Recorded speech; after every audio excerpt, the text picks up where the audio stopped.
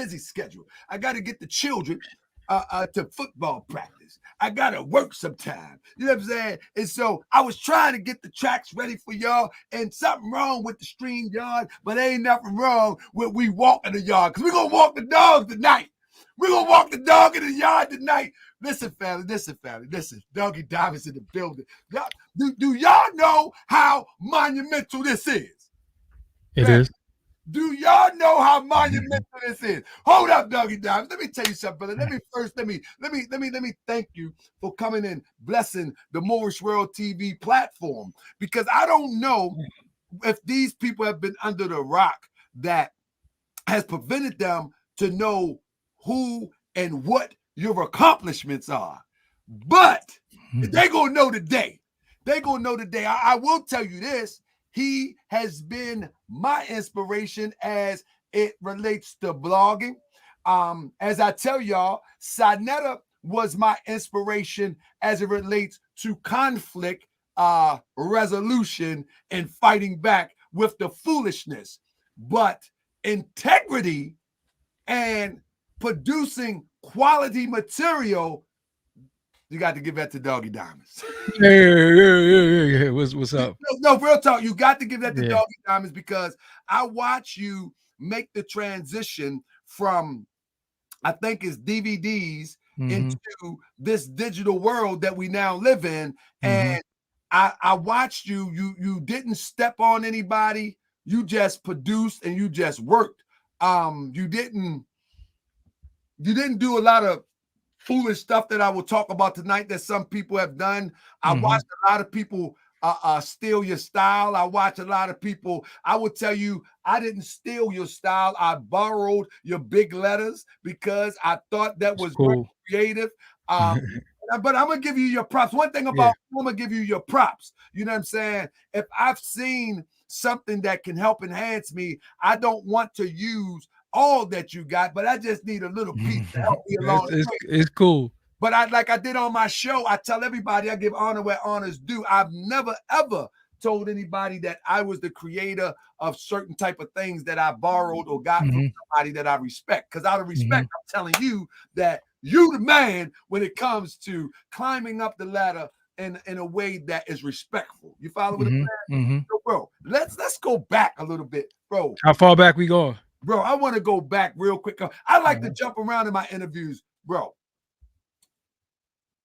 Can I go forward? Can I start forward real quick? Whatever. I'm here to answer. This is family. Listen, this is gonna be a little bit crazy right here. This is gonna be a little bit crazy. So listen, what was your, if you can remember, your first interview where you was like, yeah, I'm trying to do this? First interview I did was over the phone. It was a Ghostface interview that I ended up losing because I had to record it into an iPod first generation, and the iPod broke. So that was audio. Second interview that I did on camera was Babs Bunny. Third was J Hood. And that's what I remember. Okay. Now, what was your most, you know, one of the, like right now, I'm interviewing somebody where I had the chance to be a consumer of their work yourself. I was in a position to be a consumer of your work, right? So for me, like, I'm like in another space right now. Although I talk to you on the phone, we build. It never gets old. You know what I'm saying? Yeah. Bro, this is I'm actually, my wife would tell you like, yo, this dog got me. Hold up for a second. But what interview of one of those that have become celebrity and have some accomplishment that you may have respect and you like, yeah, I got that one. I got that interview in the bag. Well, first interview, I was first person to interview on the East Coast, Nipsey Hussle. That's 2008. Right. Benny the Butcher, Davies, Fetty Wap. Damn, a lot of people. Yeah. So what about on the West Coast? Didn't you do a phone interview with like Game or something? I did a phone interview with Game. I don't even know where the hell that interview was at, but it's somewhere. I did a phone interview with Game. Somebody just told me today, yo, you got an interview with Michael K. Williams. I was like, Bro, Yo, I I was calling do. out your interviews last night. Like I was Yeah, like, I do. I forgot. I do, but I've interviewed like 6,000 people, so I don't remember everybody. hey family, y'all see what I'm talking. Yeah, I don't But we're remember gonna get everybody. into some of the conversations. We're gonna get into some of the conversations, some of the hip-hop stuff that's Yeah. going on today. What about, bro? One of the interviews that I really love.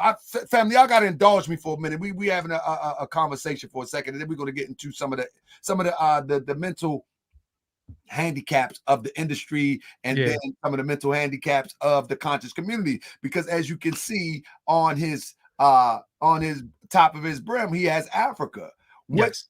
Which if anybody know Doggie Diamonds or ever talked to him personally, you would already know that the brother is just not an interviewer. He actually is very, very well rounded in a lot of ideas that is pushed on YouTube, as well in our community. But the question that I wanted to ask is, bro, that Ali Vegas interview, That set the precedent for what a lot of bro, people are doing now. that Ali Let Vegas. me tell you something about the Ali Vegas interview. Ali Vegas is somebody from Queens who wrote for Kobe Bryant. He wrote Kobe Bryant album. So when Kobe Bryant, them raps, Kobe Bryant, anytime you heard Kobe Bryant rapping, that was Ali Vegas' pen. He was down with Trackmaster, so he was there at the beginning of 50, the beginning of Noriega.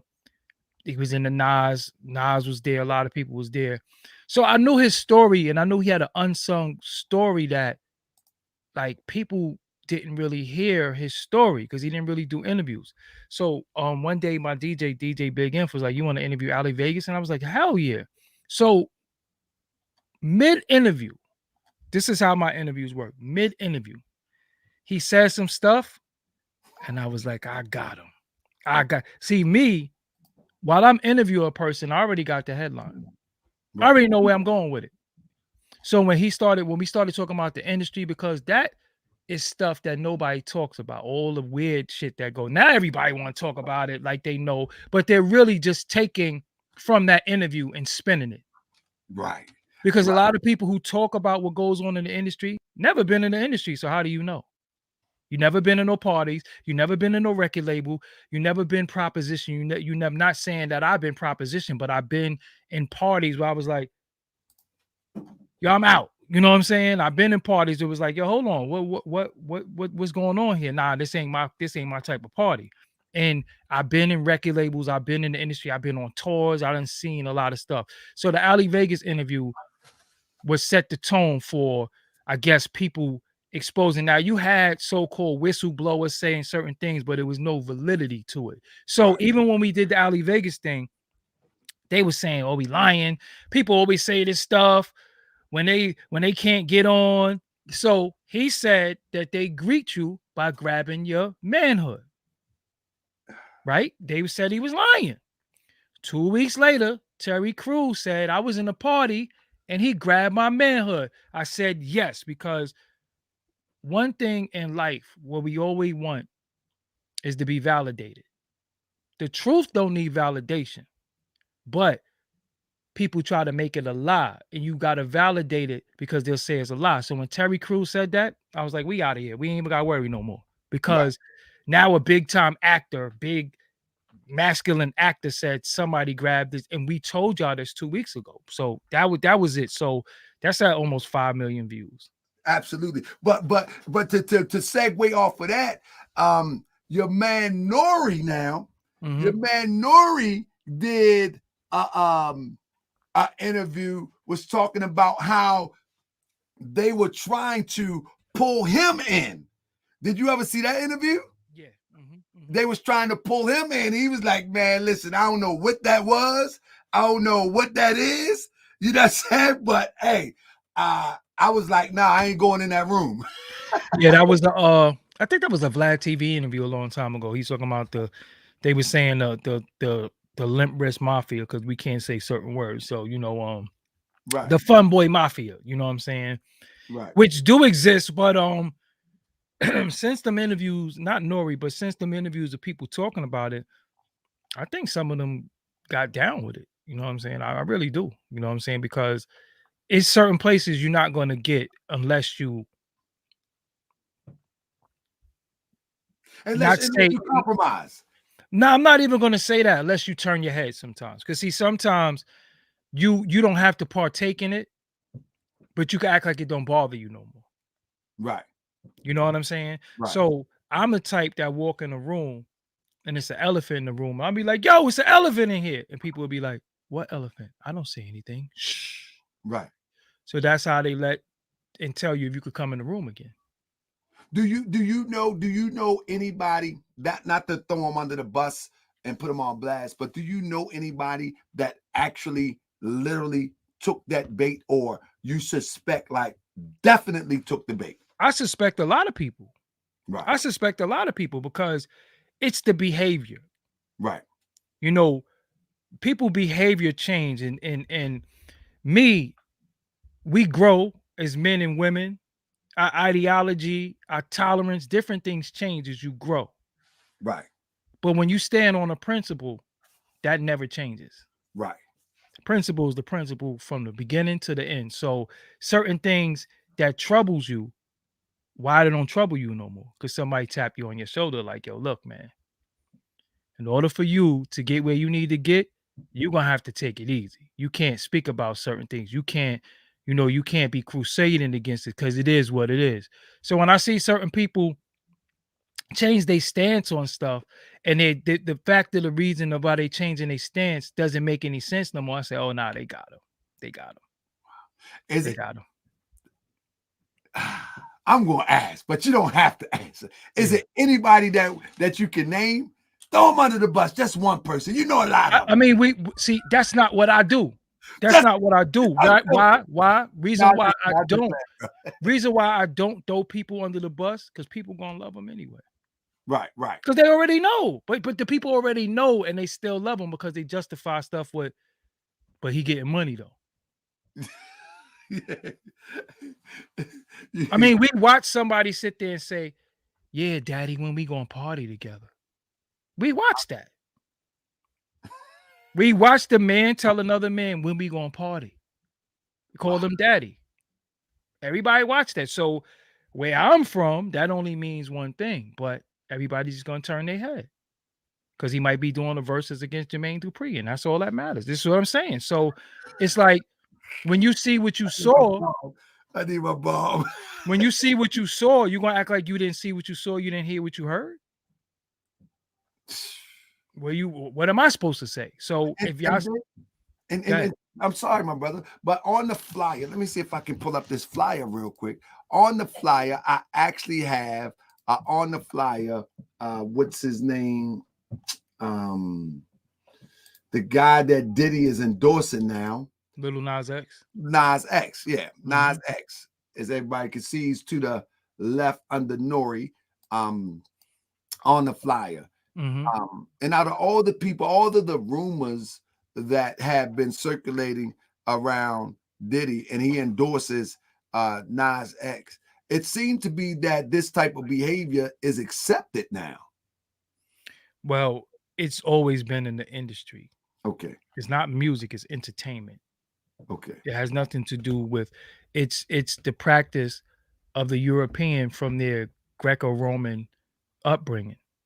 So they just bring it from that's just what they do.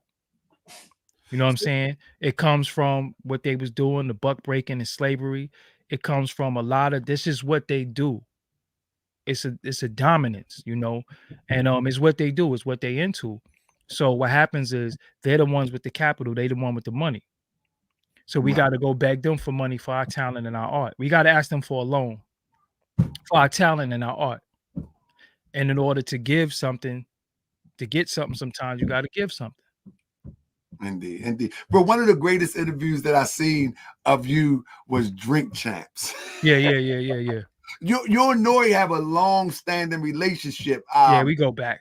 I remember when CNN was popping, and I think soon after that you had an interview with NORE or something. It started with Tragedy Gaddafi first. Right.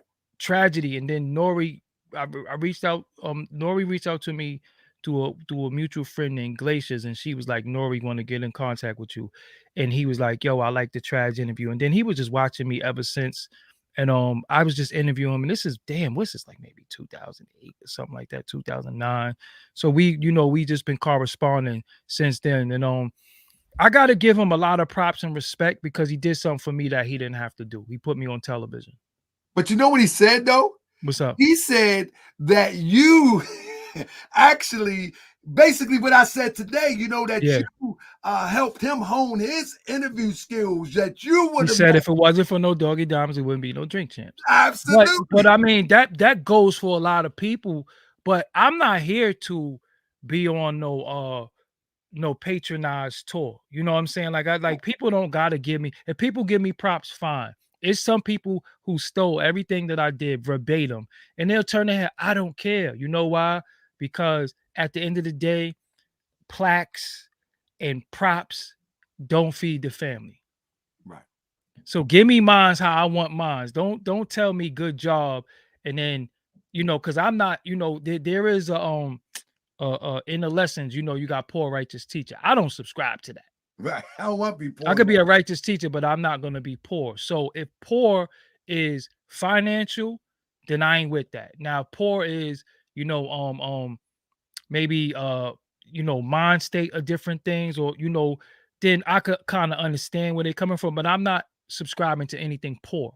You know what I'm saying? Because poor health, poor hygiene, anything with poor in front of it is no good. You know what I'm saying? So I don't subscribe to that. So my thing is, okay, if I'm the originator of this, if I'm this, that, and the third, how do I get compensated for my greatness? That's on me. That's not on nobody on anybody else. I have to get mine. You know what I'm saying? And that's what I'm into right now. Just getting mines, being able to survive, sustain, because y'all not going to Dr. Ben me.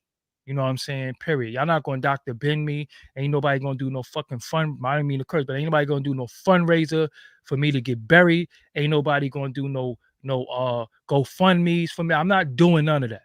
You know what I'm saying? I'm going to get mines now. Exactly. Hey, I feel you. It's ironic that you mentioned that, because as my channel begins to build, and I've been working on this for a while, and it's build in the genre that I'm in on YouTube. It's expected. But as it begins to build and get more popular, I'm noticing people taking my material, people using my material. I just did a video earlier in my private chat, and of all people, and I'm gonna name names, Inky, some kind of way. Allegedly. I don't know. No, it's a fact.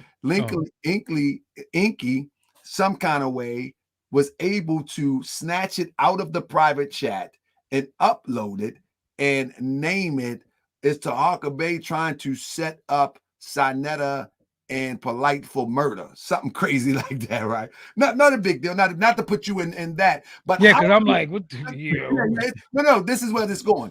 How do you have been doing this so long, because you have the experience? How do you handle the things of that sort where your content is being misconstrued and everybody? I get all of them out of here. All my content is fingerprinted, copyrighted. If you take my content and upload it somewhere, then I'm taking your channel down.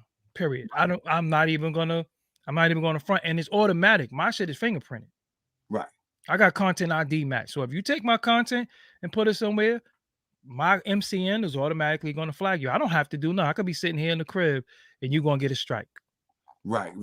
That's that, because you're not going to steal. Listen, nobody's going to steal my creation.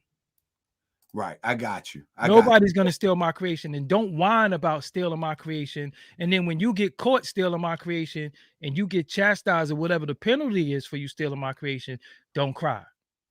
Got you. So that's don't steal from me. Absolutely.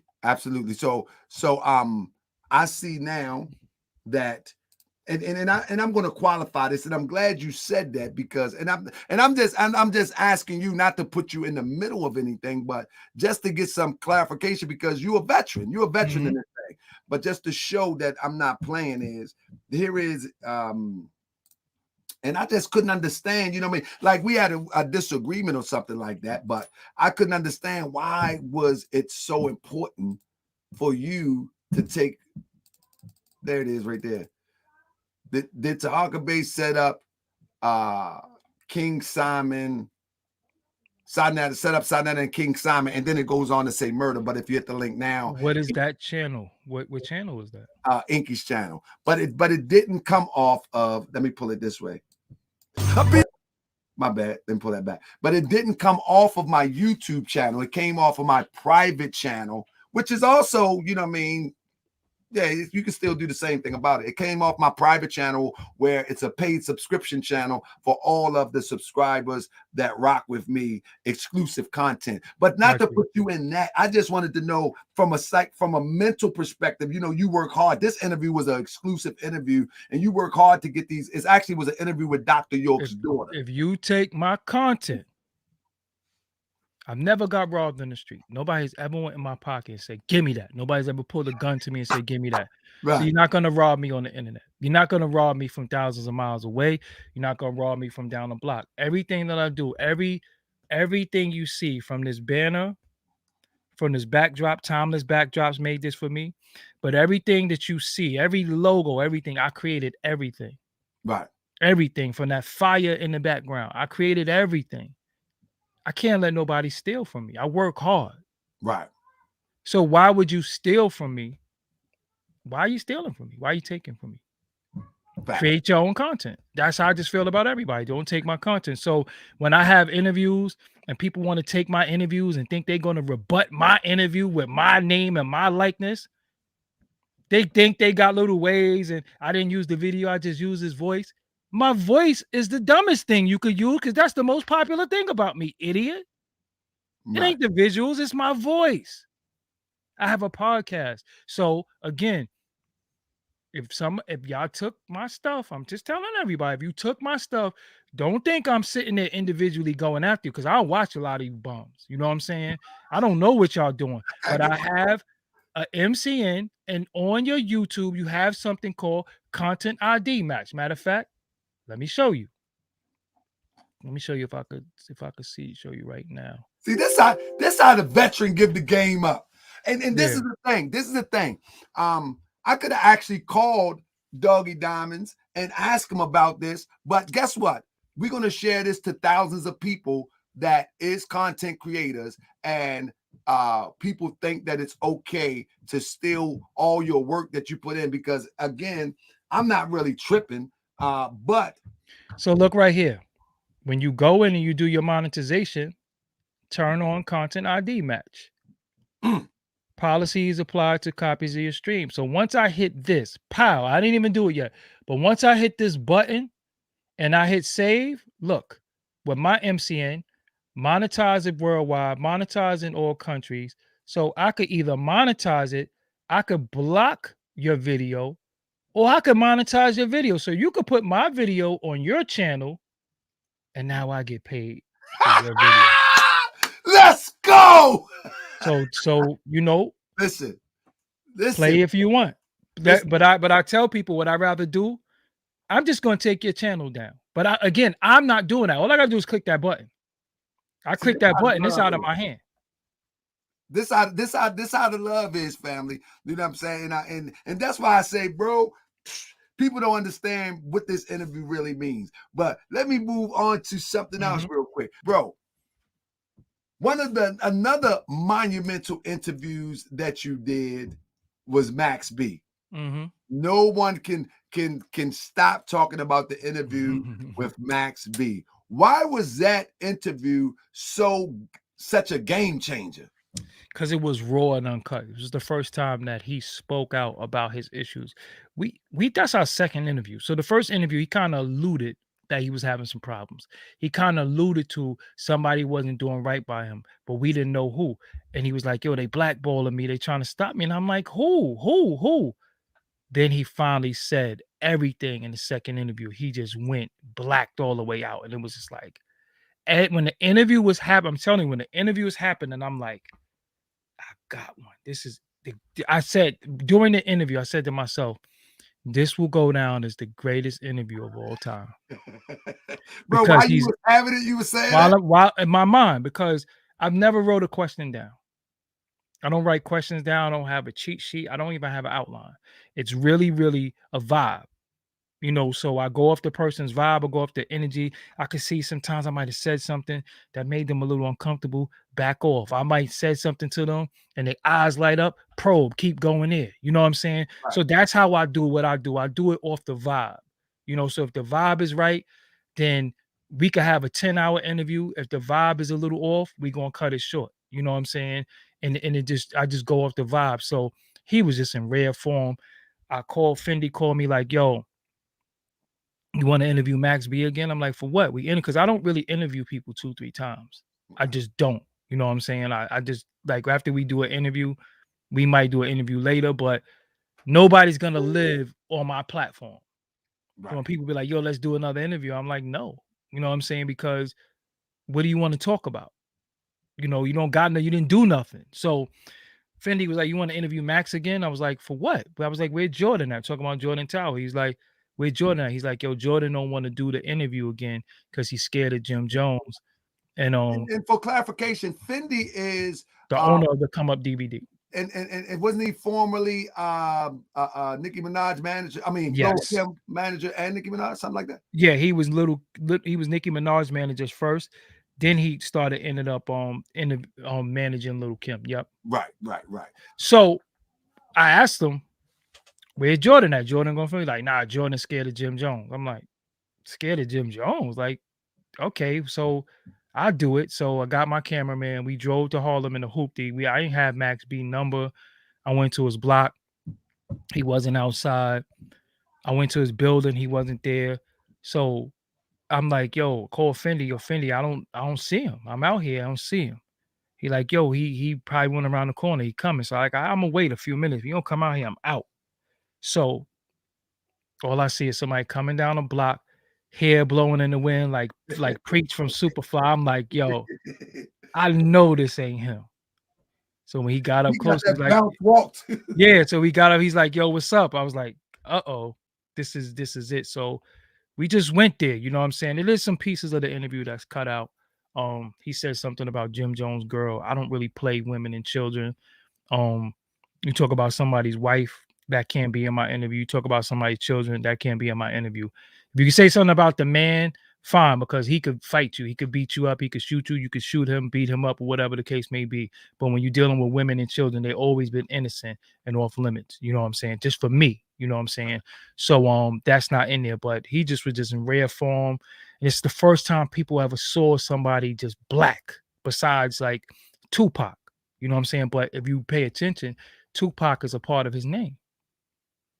You know what I'm saying? His name is Max. The B stands for Bigavelli, which is for Machiavelli, Biggie, Jay-Z, and Tupac. You know what I'm saying? So people don't know that.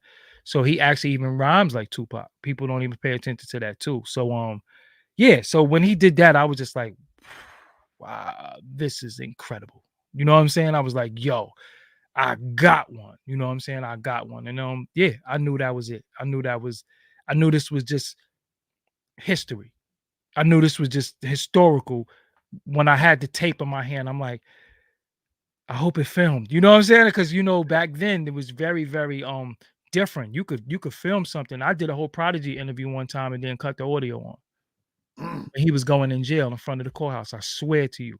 And I was like, damn, I don't have the audio. I didn't cut the audio on. So things happen. So when we ran the playback and we saw it, I was like, well, that's it. We got it. You know what I'm saying? And yeah, so it went down. It goes down as probably the greatest interview in hip hop history to this day. Absolutely. With that being said, I know you got on the Africa hat, and you have interviewed me. You have interviewed Minister Inky, Polite, the Pills, yeah, Sarnetta. Absolutely. Well, I never interviewed Sarnetta. I've interviewed Pharaoh. I've interviewed Seti. I've interviewed a lot of people. Wesley Muhammad, Nuri Muhammad, Dimitri Muhammad, Sharif Bey. I interviewed a lot of people in the absolutely. So you give a, you know what I mean, you got a nice catalog and a mixture. You know what I'm saying? Yeah. I gotta ask you this.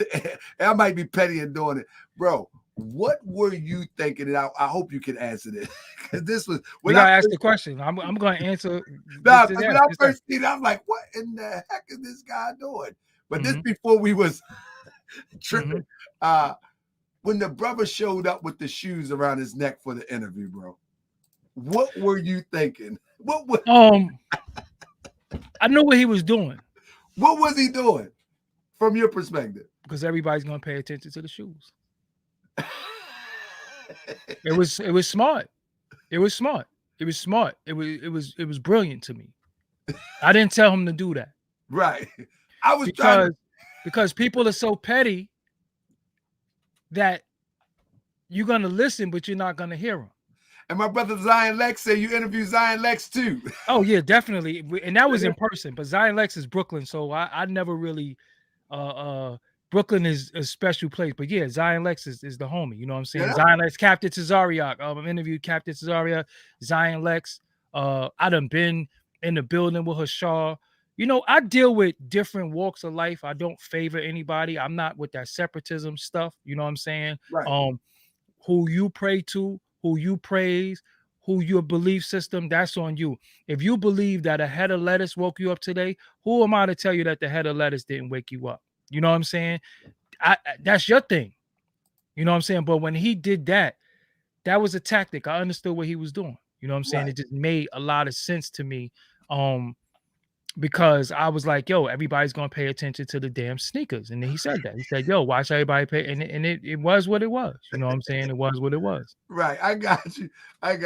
But when I first seen it before, you know what I mean, before I even get to this point where I was like, what in the world is he wrapping around sneakers around it? It never, and I say, man, I would love to ask that question. I forgot to ask him. I mean, it was a, you know, in this business that we're in, you have tactics, you have different practices that people do, and at the end of it all, what is the thing? To garner attention. That's really what it's all about with people. Right. Some people want to garner attention, and he did what he set out to do. He did. You know what I'm saying? I think that was probably our most viewed interview, and it was done intentionally. Because he didn't have to have the sneakers on. So he put them on his neck, and again, and he said to me, watch everybody talk about the sneakers and don't pay attention to what I'm saying. And to me, it was sad that the sneakers distracted people. That taught me a lot. They would though. But they wouldn't distract me though. Because you're a different breed. But for me, I'm like, why is this guy got sneakers around his neck? And I don't want to get drawn out in that, but I just thought I asked you, and I wish I would have asked him, but I think he would probably respond the same way that you responded to, that it was a tactic. So now, you know, one of the elephants in the room, as you mentioned, is that phone call from Sinetta, you know, where Sinetta, I can't remember. Let me see if something. He had called you up. First of all, he was on the phone talking to his cousin. And talking to his cousin, he ultimately, I think his cousin 10 toes down, asked for your number. It might have been him. And when he started talking to you, before he started talking to you, and I'm paraphrasing, he's saying, he was very disrespectful. Super disrespectful. This nigga's a dog, and excuse my expression, family, but he said this N-word is a dog. He's not even a man. Calling himself a dog.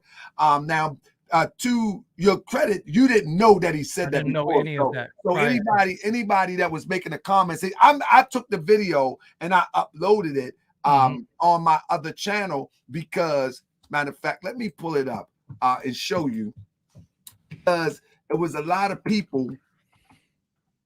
Hold up. Doggie Diamonds. It was a lot of people making comments about how he came off, which people did not understand that before you picked up the phone, you sound like you was just chilling or probably half asleep or something. All right, let me clarify all of this, right? He fucked up by doing that. You know why he messed up?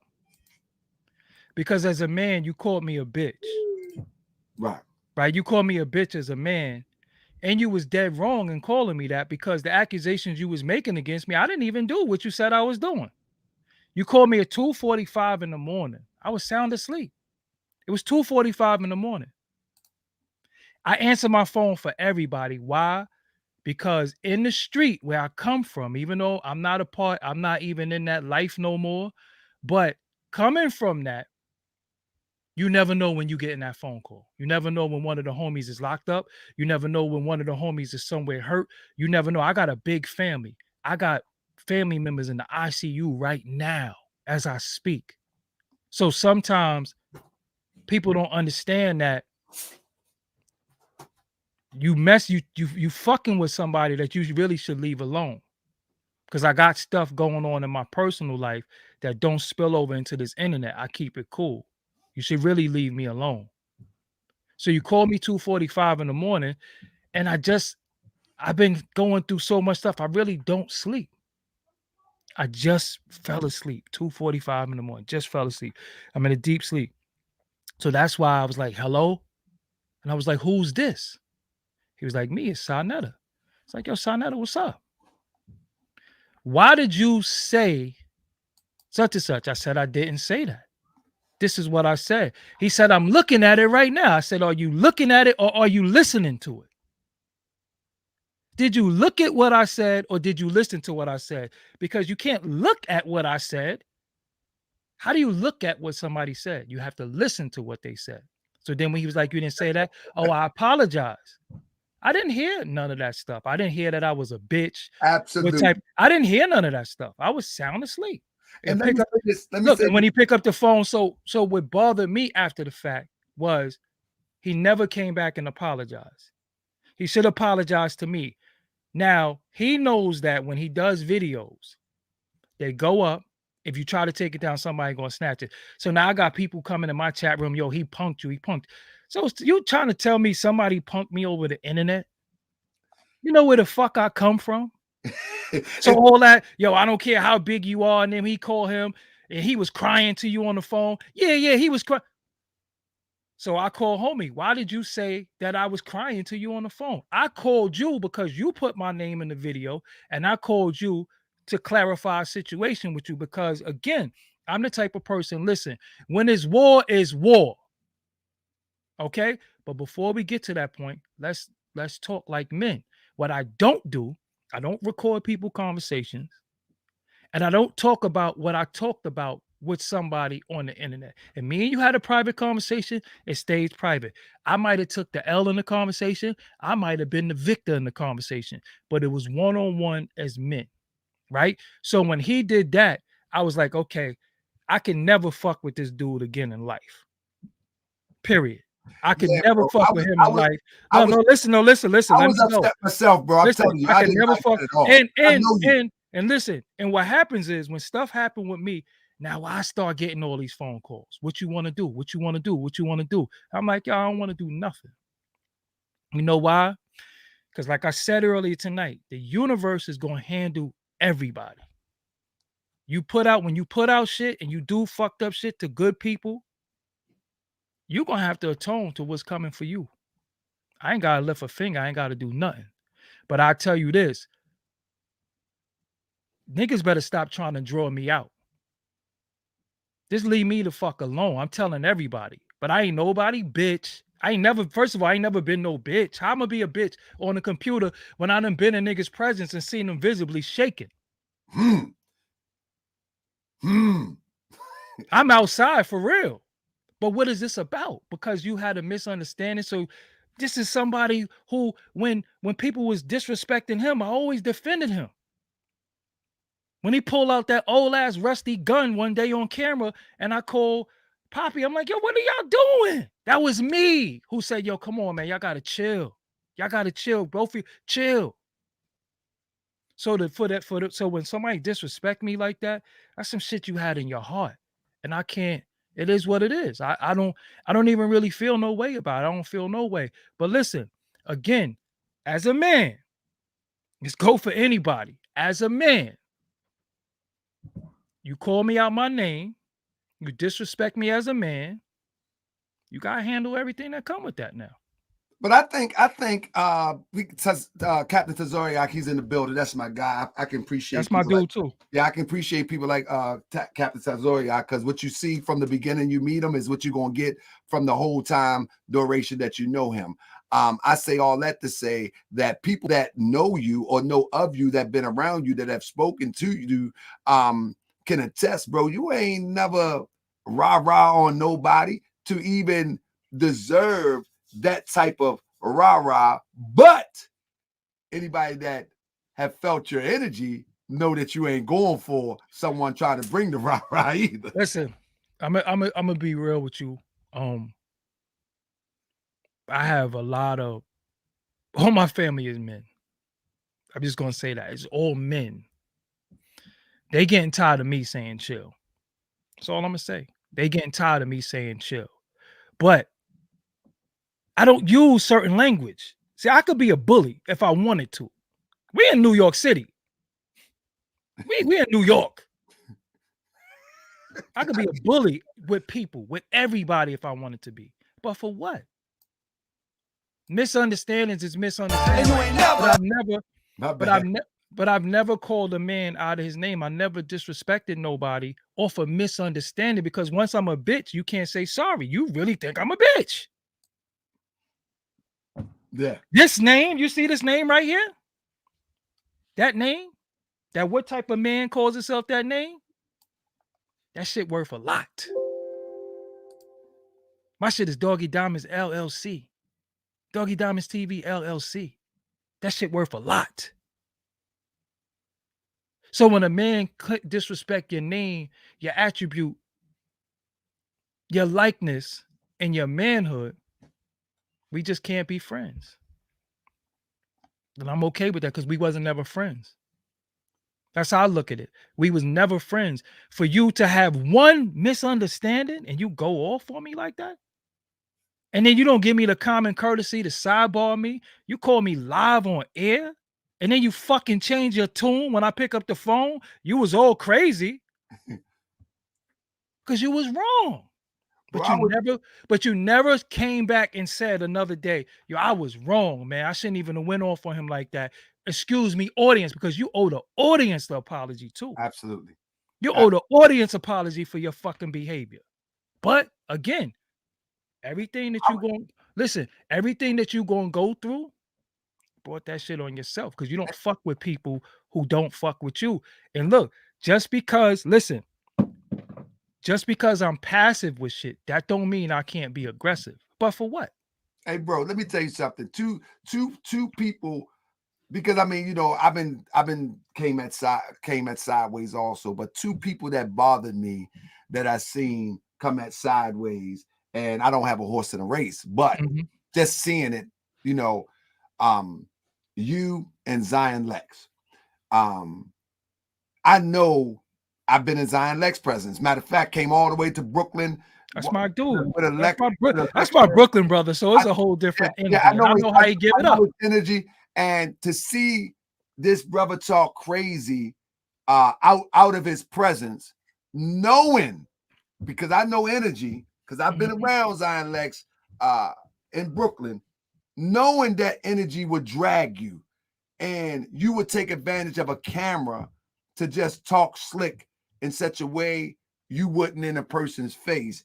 It really bothers me. I never had a man call me a bitch in my face. This is what I was going to say. So ever. Listen, right? I never had a man call me a bitch in my face, right?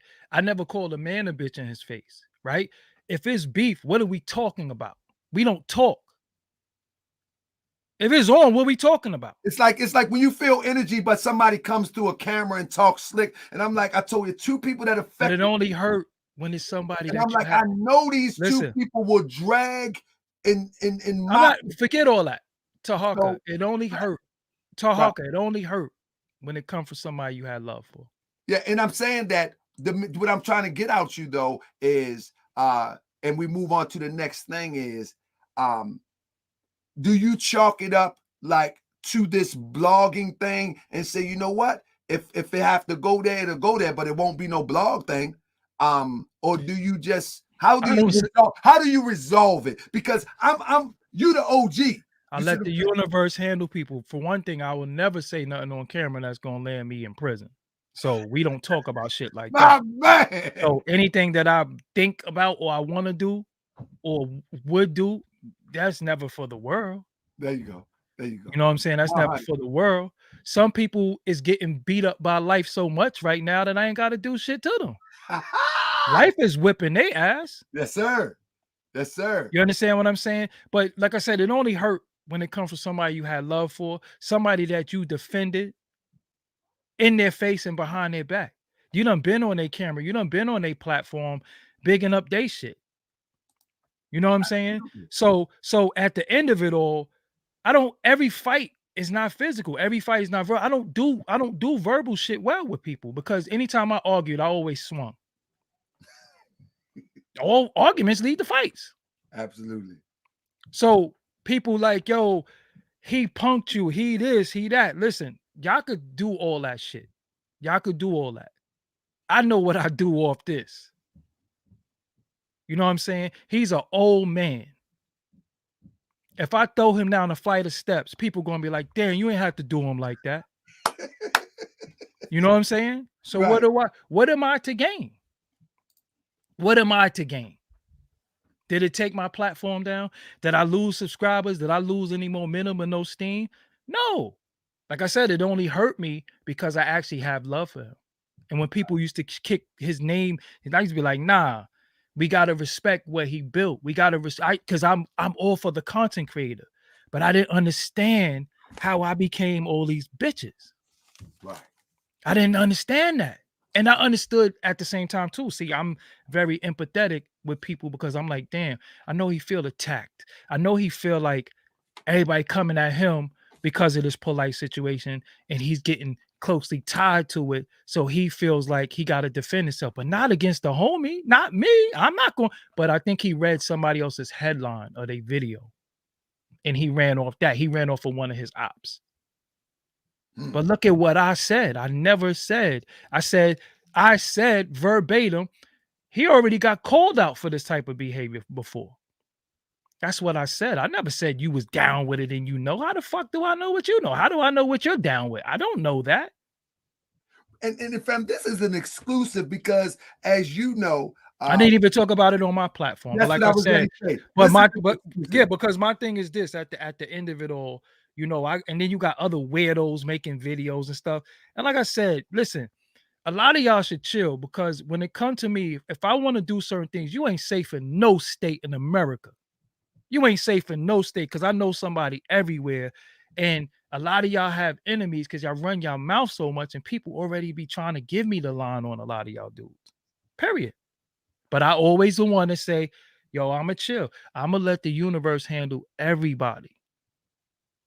Because just like I could send the troops into war, some of them might not make it home and I sent them out there. It's a lot of responsibility come with power. But people come sitting in front of this shit and they want to talk, getting your blood pressure up, acting all crazy. You ain't gonna do shit. A lot of y'all ain't gonna do nothing. Y'all ain't got no battle scars, no battle wounds. I don't care who you related to. I don't care about none of that. Because when I'm on one, like I said, it get really different. You know what I'm saying? It get really different. But again, I don't get into the war words with people because what is it really about? You know what I mean? What is it really about?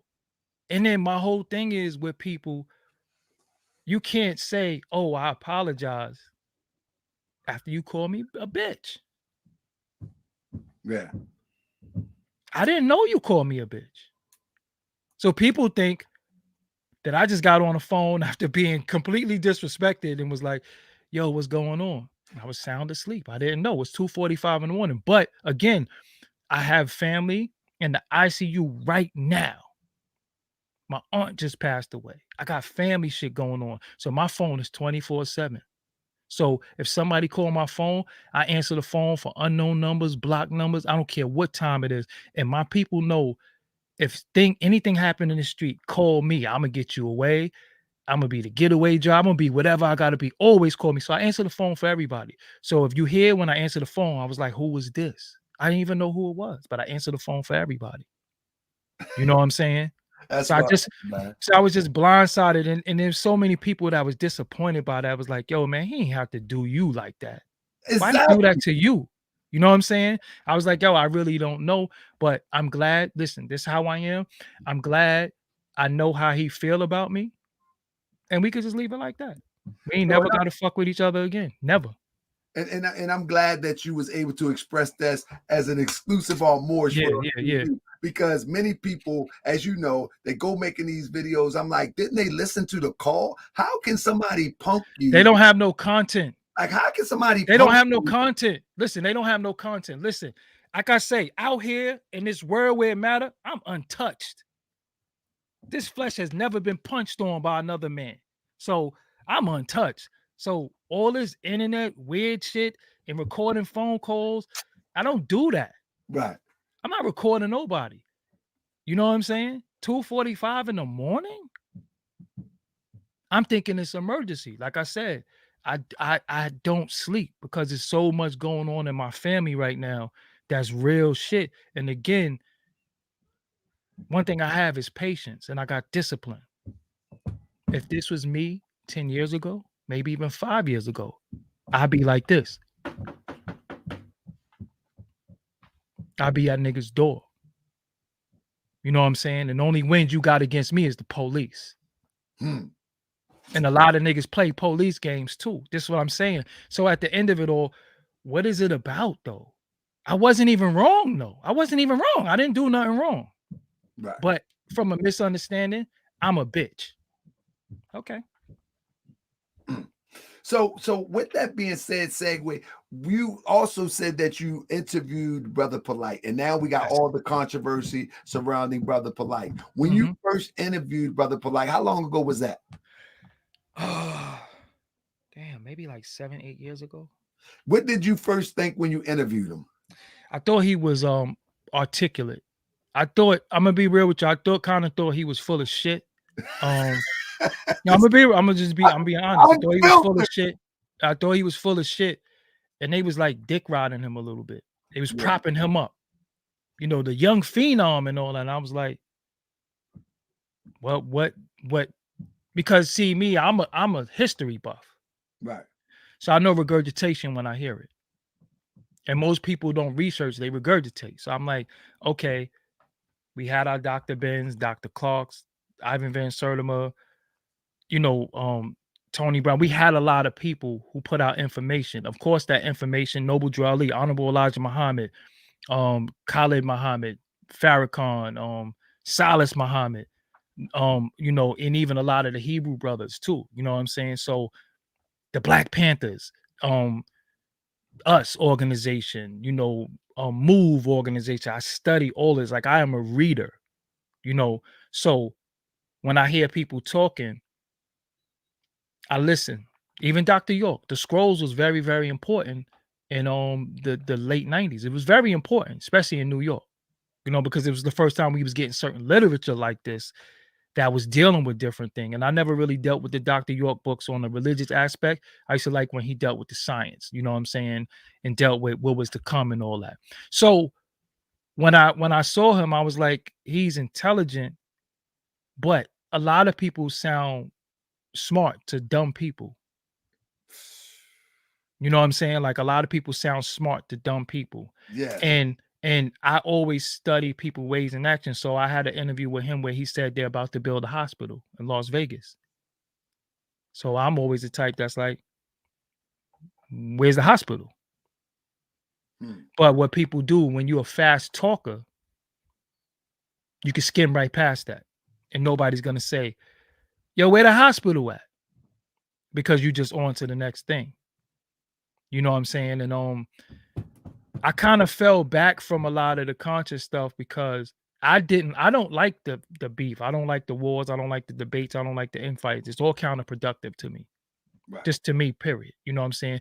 I cannot disrespect your God, disrespect your way of life, disrespect your doctrine, disrespect this is what your family is doing, this is what your babies is on, this is what your wife is on, and say you my friend.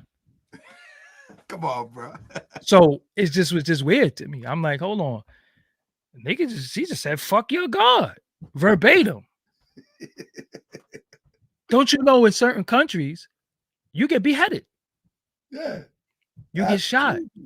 So I didn't understand what was, so I was like, this is really getting weird to me. You know what I'm saying? Like, I don't understand. And when I interviewed him, I didn't really understand what he was about. Like, okay, you got the eye painted on, you got, certain doctrines, you wrote 90 books, but I don't know the name of one of them. But you wrote 90 books, you speak 7 languages. But then now you're in Hollywood posing with saltines. One time I think he even got caught up with a fun boy. And that's because you speeding, you being fast. You see, sometimes they gotta say the same thing that make you laugh, make you cry. You know what I'm saying? So when he started, and when they started going at the Hebrew brothers, then they started going at the Moorish brothers. Then it was just like to take everybody out. I didn't understand why though. I'm like, yo, hold on. First of all, if I got beef and I'm running and I see Tazariak and them out there, I know I'm good because they big. You know what I'm saying? I'm like, I know they got my back. I'm good. I'm running too. Or if I'm running and I see the nation, I know they disciplined. They gonna go all the way out with me. So I was like, nah, this is the warriors that we need, because even see, this is what people don't. That's what I'm saying. This is why people act like they're intelligent, but they really don't have no doctrine. They dick ride doctrine, right? If you watch the Warriors, Cyrus called everybody together because he was trying to bring all the gangs together. Who broke up the truce? Saltines. It was the Saltines that shot Cyrus and then blamed it on the brothers. So if you see all the people that's trying to come together, and you could deal with Zion Lex, who's a Israelite, you could deal with Captain Israelite, you could deal with different brothers, and you are Moorish American. That's the Voltron that's needed, because y'all not kicking each other back in, y'all are building.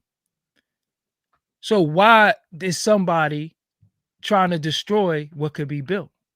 Yeah. And it's for profit though, but it's for profit. It's for profit. So I never really understood that. So I always watched the Warriors. You had every gang in New York City. He like, yo, if we come together, we'll take over the cops. We'll take over the city. So why not, to me? And then there was another thing when the Africa Bambaataa thing happened. This is what really got me out of here. This one I was like, nah, these niggas is full of shit. Talk about these niggas is full of shit. When the Africa Bambaataa thing happened, I said, yo, I spoke to some people. I ain't gonna put them on blast because they're not even really relevant. You know what I'm saying? Because none of these niggas is really relevant. All these motherfuckers been talking the same shit for like 20 years, and a lot of them is broke and poor. That's why they do what they do, because of poverty. And I understand poverty makes you act out, because when you don't eat, listen, if you look on the plain, right, in the prairie, whatever, Serengeti, the gazelles and the lions drink from the same lake and they chill together, right? When doesn't that happen? When it's famine time to eat. When the lion get hungry. Then that gazelle ain't the homie no more. He's food. So I realized in certain communities, when niggas get hungry, they start looking for people to beef with. They start looking for stuff. They start looking to eat. How do they eat? They eat off of beef. They eat off of views. So I understood the game. So I said, I'm not going to get caught up in that shit. You're not going to draw me out. And then I'm making videos about you and you making videos about, I'm not doing that. I don't do that. Hey, Doggie Diamonds, let me say this real quick. I talked to 3 people today about, you go around and, in this thing, because I try to pull receipts on people that's misleading people and misguiding the community. and things of that nature. So I go when I Google my name, I look at how many videos are being made about me. And I told a few people today, I said, you know what? I'm not responding to none of these people. I'm going to let them shoot them stuff in the foot. I don't even care no more. I'm not responding to any of these people that's bringing type of energy to try to get me to, as you would call it, draw me out, because that's a fact. That's a kind of an endorsement to give that attention to that. I said, nope, go ahead and make all the videos you want. But you know what, though? This is how I looked at it, too. It's like people like to say the community. Where's the community at? Ain't none. So what are we doing? Absolutely. What are we doing? There isn't one place that we could frequent that we say this is ours. Not one place. Absolutely. And let me clarify. Somebody say, if you don't respond, quit asking for smoke then. What I'm saying is, I respond when I'm ready to respond. I'm not going to respond because somebody put a video out talking some mumbo jumbo HOK gibberish. When I respond, I'm going to bring receipts to show you that there's a fraud amongst us. I'm going to bring receipts to show you that there's a swindler amongst us. I'm going to bring receipts to show you without a doubt or contradiction that the person that has attacked me is actually blowing a smoke screen to hide from his swindling and his misleading behavior and talk to try to mislead you and to buy you something. But I'm not going to be. But let me ask you something, though. Even in doing that, what does that solve? What that solves to me is that, for example, if I'm doing a show about fake CMOS, for example, I'm going to do a show about fake CMOS. And I just want the people to be aware that they can go to the Chinese store and buy their own CMOS. They don't need to be fooled by these people calling themselves doctors, and they're only going to the Chinese store. They're buying Irish moss and Chinese moss. They're soaking it in water. They're putting it in blender, and they're putting it in little containers and selling it to people when people can do it themselves. You don't know what people are doing in their kitchen. You don't know what they're doing with their filthy, dirty hands. So, family, let me show you how to make your own CMOS and stop buying into this scam and make these people. But how's it a scam of people buying CMOS, though? I'm confused by that. How's it a scam? The scam is that anybody can do it. Anybody can do it. So the scam is, but you know, some people don't want to do it. Absolutely. For those that don't want to do it, the option is to buy it from these people that has no sanitary requirements. That has, but look though, let me keep it real with you. Come on, you're doing that because it's personal with you. No, it's not only personal. Because you said somebody calling himself a fake doctor. So come on, that's yeah. We got too many fake doctors in the community too. I wouldn't want my daughter. But what makes it Chinese? But who's you trying to say the Chinese people are clean? No, I'm not. No. Listen, when you go and buy CMOS, let me explain to you, Doggie Diamond. When you go to buy CMOS, you buy it in a sealed bag from the Chinese store. It comes from the ocean, and what they do is they freeze dry it or they dry it. And it's in the sealed bag. When you get it in the sealed bag, you soak it in water. I know about I got CMOS. Yeah, you soak it in water. So I'm not saying that the Chinese. But I buy my CMOS from black people. Why? Yeah, but what I'm saying, why do I do that?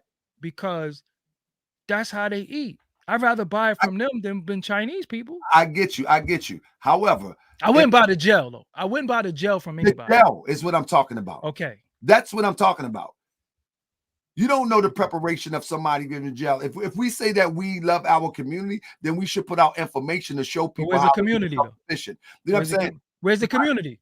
Those who rock with me is my community. So all right. So a lot of times when you see, this is the thing that we got to get past this community shit because there is no community. Yes, there is no unity.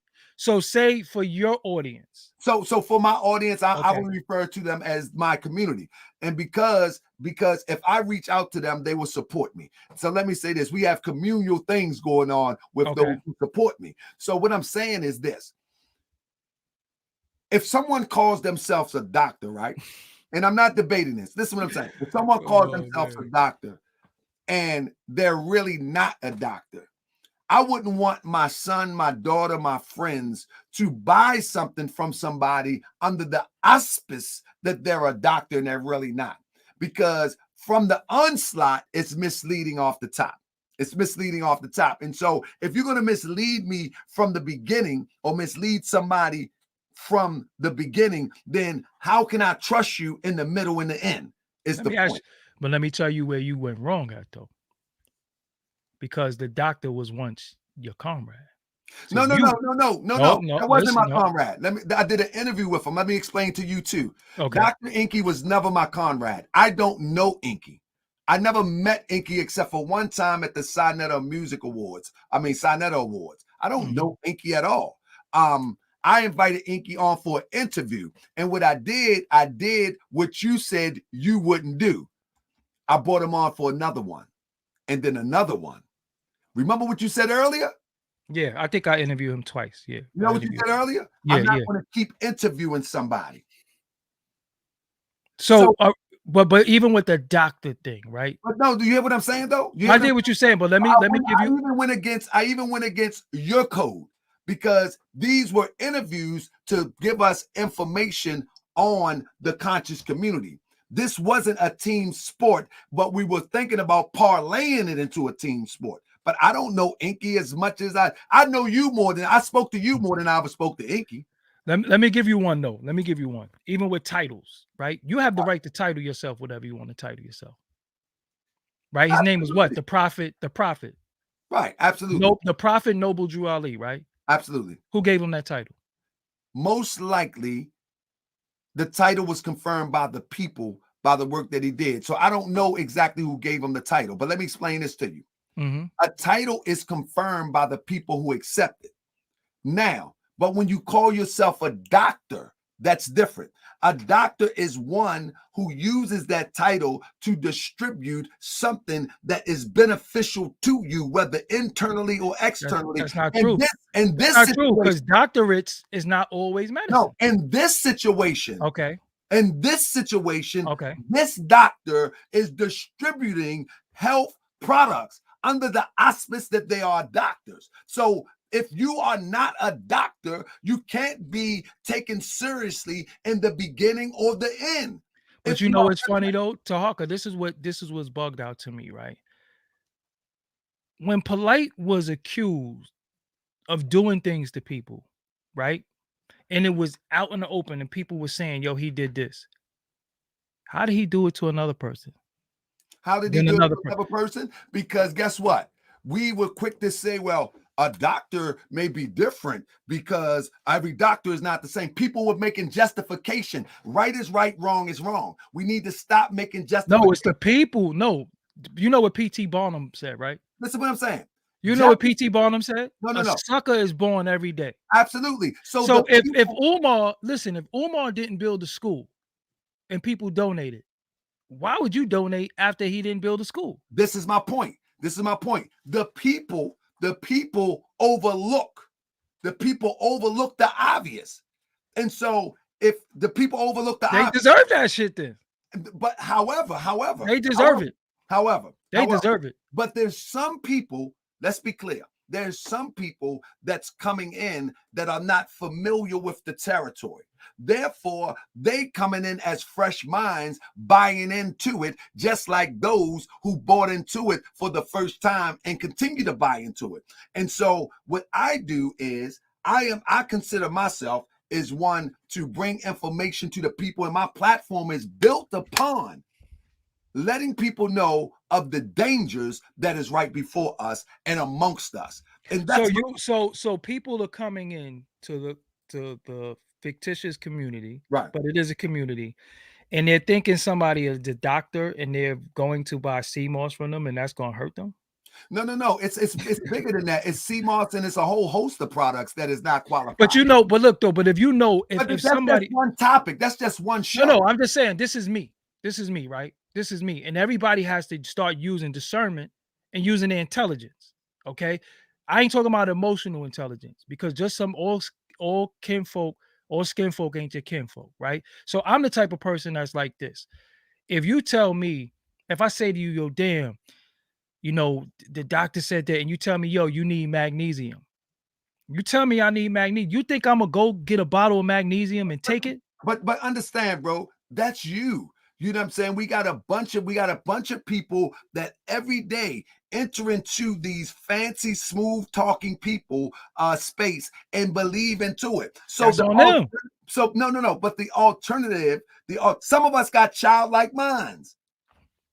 Everybody can't go, bro. But listen, my platform. So your platform is built on informing people what's going on in the hip hop community. And if you want to be dumb, then you're gonna be dumb. Absolutely. Because as much as I tell people, listen, as much as I tell people about, yo, you might have to give up your cake for this record deal. Imagine how many people will give up their cake for that record. Absolutely. So what I'm saying is, though, your platform is built on informing people, interviewing people to give them an inside look of the record business, the music business, the experience that comes with it.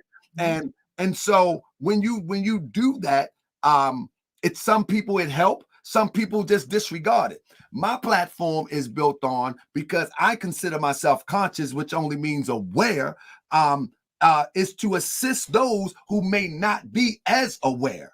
You see what I'm saying? That's what my platform is built on. And there's a space for all of us. You know what I'm saying? There's a space for all of us. And I believe that what I've built with Moorish World TV is a space where people can come and say, well, let me see what he's talking about today, and does it make sense? You know what I'm saying? And if they choose that it doesn't make sense, boom, keep it moving.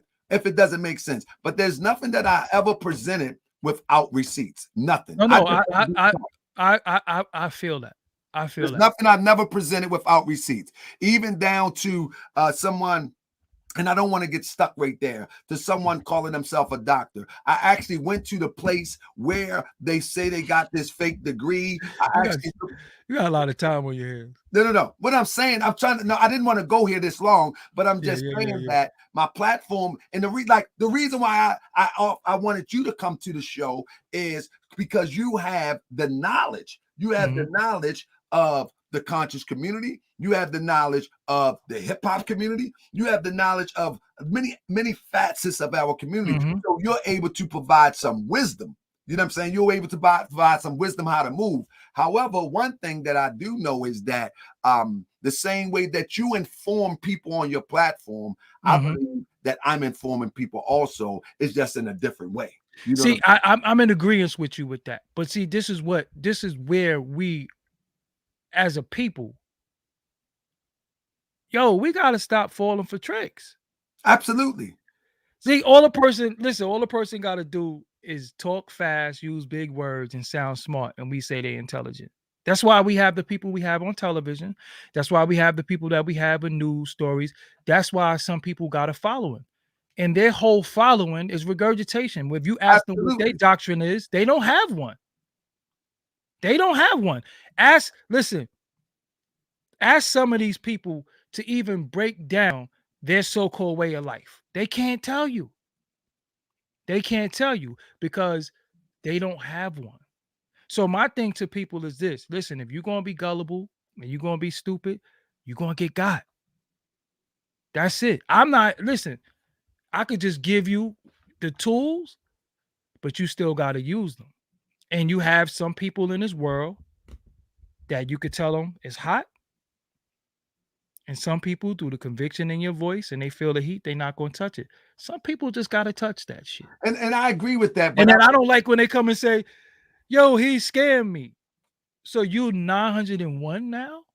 You didn't know about the other 900? Yo, you deserve that. So I don't be feeling, I'm telling you, bro, I don't feel sorry for you. I feel exactly. I don't feel sorry. But in some instances, you have people that are innocently scammed because they believe in things that people are selling them. Some people, bro, let me tell you something. I just bought a car that I'm going to use for the Moorish World TV, to go around and go. Yeah. And when I drove off with the car, I drove it for about 30 minutes. No issue. Acceleration, crazy. Everything was good. Got it all the way home. It was near DC. I lived like 30, 40 minutes from DC, depending upon traffic. Get it home. Still drove pretty decent. No problems whatsoever. I say, I might need a tune-up because I felt a little something, but nothing serious. The next day to take my son to school. By the time when I started the car, it sounded funny. By the time I got to my son's school 10 minutes away, it cut off. started back up. By the time I got on the highway, I'm on side of the road. This is the next day. I'm on side of the road, and I text the guy that I bought the car from. You know what I'm saying? Bro, something wrong with this car. I need to get it looked at. I'm about to tow it to the shop. Would you consider coming by to the shop? Whatever. Long story short, I was sold a lemon. Now, is it my fault that I was sold a lemon? Was it my fault that I test drive? Is it my fault that the guy was very convincing? Yes, okay, I'll eat that. It's my fault. But at the onslaught of buying the car, it seemed solid to me. And that's all. You know what? If you went to court, you know what they said? It take you $100 to go with a mechanic. No. If you go to court, there's something in Maryland called lemon law. There is a lemon law, but sometimes if he said it's an as is buy, that's on you, bro. Not with lemon law. I'm already. Okay. But the point that I'm making is that's a different conversation.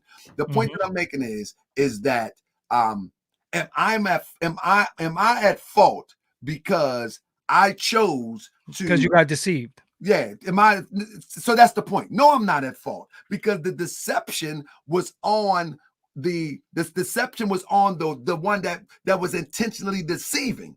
You feel what I'm saying?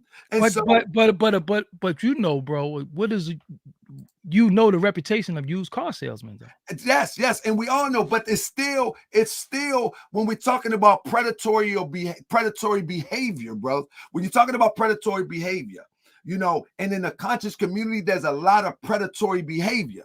Why? You know? Why? Because we still talking about we need leaders. We still talking about we need guidance. No, we need warners. We need people to say no, but I'm just talking about as a people, we're still talking about we need leaders. We still talking about we need leaders. All right. Let's say let me give you an area in Brooklyn, Bensonhurst. Who's the leader of Bensonhurst? I don't have a clue. All right, so all them white people's out there with their cribs, their homes, they don't need no leaders. We be in the projects. No, that's not true. That's not true. Who is their leaders? And Bensonhurst, I guarantee you, I can pull out a political leader of Bensonhurst, a community leader in Bensonhurst to make sure that Bensonhurst stay in the condition that it's in by one way, shape, or form. I guarantee you, I can. There's always a leader somewhere, whether you see them or not. But we're talking about we need leaders to lead us as Black people. No, we're not saying that. We're saying that some of us need guidance. Some of us can guide ourselves. Some of us are not capable. And some people will be guided by those who directly are predators for our people. And others will be guided by those who mean that well. Now, look, the blueprint wasn't laid already. People are born every day, but come on now, people are born. No, a sucker is born every day. No, just because the blueprint is laid, it's always going to take someone to represent the blueprint. Yo, but listen though. All right, so you got the Moorish Americans, you got the Hebrews, you got the NORE, you got Mark, you got the Garveyites. Pick your So there family. You go. So there you go. Here I am. So how is anybody listening to somebody that don't even have a doctrine? They don't even have a God. I get you. However, that's a conversation right there that need to be had too. How can you listen to this guy who has no rule over his own life? That's a warning conversation. Okay, but they have the same thing. You're saying the same thing that I'm saying. You're warning people like, listen, how can you listen to somebody who has no rule over their life? Think about it, people. You're saying the same. Now look, but now look at the government. They still following the rules that was laid by the founding fathers. Okay. So our founding fathers laid rules down. Why we don't listen to our founding fathers? Who is the founding fathers? To everybody. You have Noble Drew Ali. So listen. You have Honorable Elijah Muhammad. You have Marcus Garvey. Pick who you want to pick. So listen what I'm saying. It's still going to take someone to represent that foundation so the modern generation can see it. but people are doing it and they don't care because they're too busy No, it's doing the people who crate care. challenge. It's people who care. It's Niggas people. doing the crate challenge, man. No, it's people who care though. We have a strong I don't watch. support. Listen, I don't watch people. I don't watch people be. Everybody is comedic. I don't watch everybody be comedic.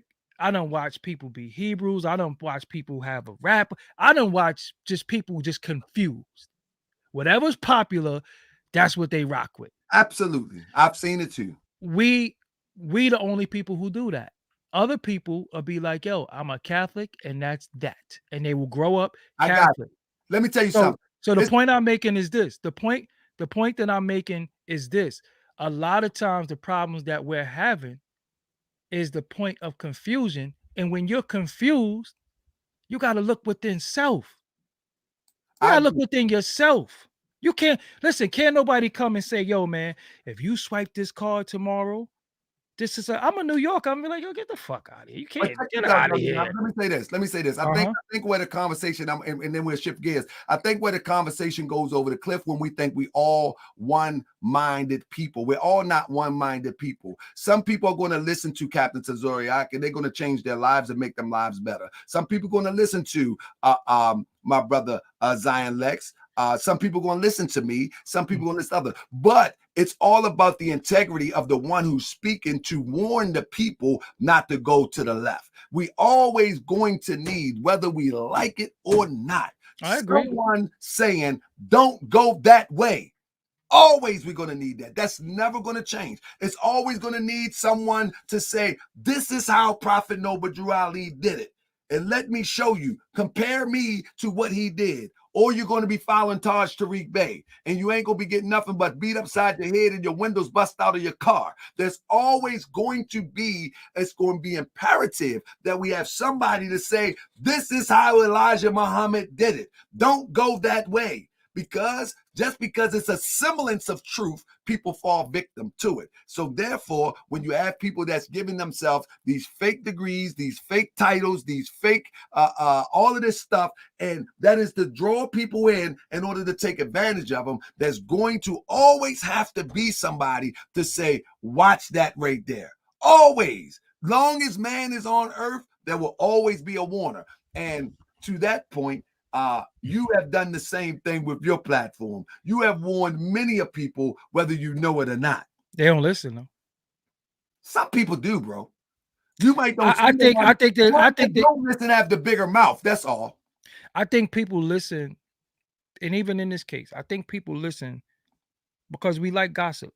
I got you, and they love it. But listen to this: the ones that don't listen have the biggest mouth. So they are heard over the people who are listening. The analogy that I like to use is that they got the megaphone.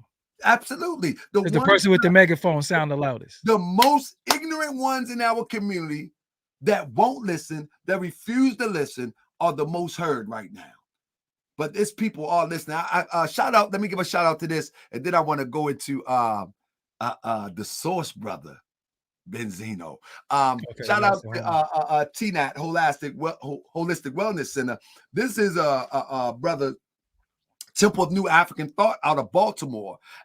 They always in the hood, always throwing events, always attracting new people, always building in the hood. But now, do they have people popping out the doors all the time? No. Because they're not messy. I bet you they're not messy.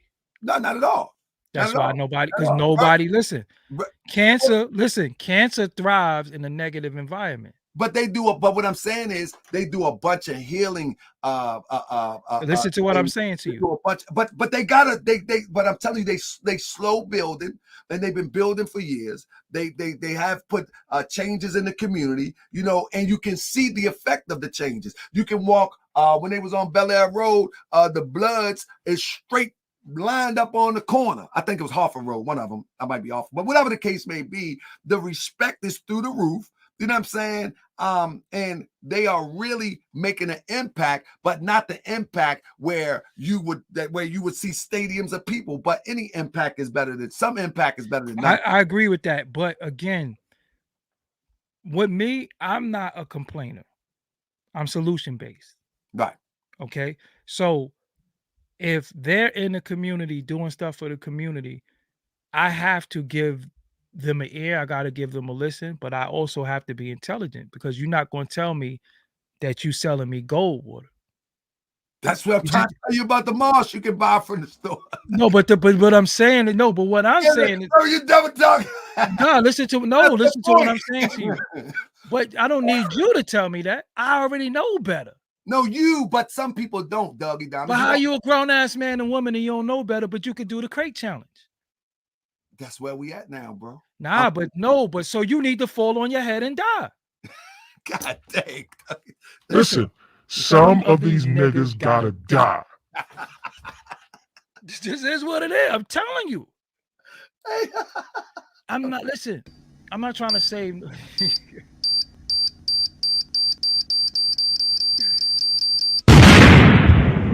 Yo, it sound harsh and it sounds sad, but let me qualify that. Let me qualify why I'm saying that. This is my bro, family. You have some people who know better, but they don't want to do better. And all they want to do is cause confusion and fuck it up for everybody else. Nah, they got to get out of here, man. If you see me trying to do good and I come to give you a pound, yo, what's good, bro? I ain't see you in a minute. Yeah, yo, I've been working, doing my thing. Why would you throw crack by my feet when the cops come? You threw it by my feet. You understand what I'm saying? Why would somebody that I thought was a comrade that I actually defended call me a bitch? You understand what I'm saying? So if you fall out and die, I'm not going to cry. But let me ask you this. Do you think it's necessary for your type of mentality as well as a Warner type of mentality in the same space? Yo, we've been warned already. The minister. It could, but the warning is going to be perpetual until we get it together, maybe 1,000 years from now. But the warning is going to be perpetual. Yo, but listen, what I'm saying is this. You ever watch the movie 300? Okay, you do the voice again. Yeah, you ever watch the movie 300? You ever watch the movie 300? Yeah. 300 strong dudes was taking out armies of thousands. Right. Right? If this is 2021. 2021. All information that you want right now, if you want to learn how to make chicken fried rice, you could go find out right now. Right. Absolutely. So if you at a time in your life where you got women, children, babies, and you don't want to learn what's going to help you sustain, what's your purpose? Everybody got to find out what their purpose is. If my purpose is to be a follower and somebody going to tell me, yo, if you drink this hand sanitizer, it's going to get rid of that Reezy, and I drink it, what qualifies you to tell me to drink that? You drink it first. That's just common sense. But I don't smoke. I don't drink. I don't indulge in taking part in behaviors and activities that's going to take me out of this. I'm always in my supreme mind. Always. You know, so if you're too busy smoking and drinking and trying to sleep with women or sleep with men and party and have a good time, and somebody come tell you to drink some hand sanitizer and you do it, yo. Peace. You gotta die. Because listen, not knowing is not a legal defense in court, right? You know that, right? Absolutely. But for your people, it's okay to jump out the window and try to help your people if you can. You could try, but I'm not going to die trying to. Like I said, y'all not going to Dr. Ben. I'm not going to Dr. Ben me. Y'all not Dr. Ben me. Look, it's an old saying in the Prophet Obadiah teaches, a wise man do not endanger themselves for fools. And that's a real statement, but it's a measure to that statement is how much do you put out to be able to influence and awaken people and make people aware before you decide enough is enough. You know what I'm saying? What did the Honorable Elijah Muhammad say? You put the clean glass there. Yeah, but dudes are still drink the dirty glass because it tastes better. So I try to kick. You got people drinking faucet water, bro. I try to kick the dirty glass over. That's what you have people. Listen, you have people drinking faucet water. Absolutely. What do we do? This is what I'm saying. The information is there, but everybody's not ready to receive it. I got so they come in with baby brains They come in with baby brains. They think they know everything because they think they get high, and they start trying to get all philosophical and know everything. And then somebody come fast talking and it sound good, and it's really pimp talk.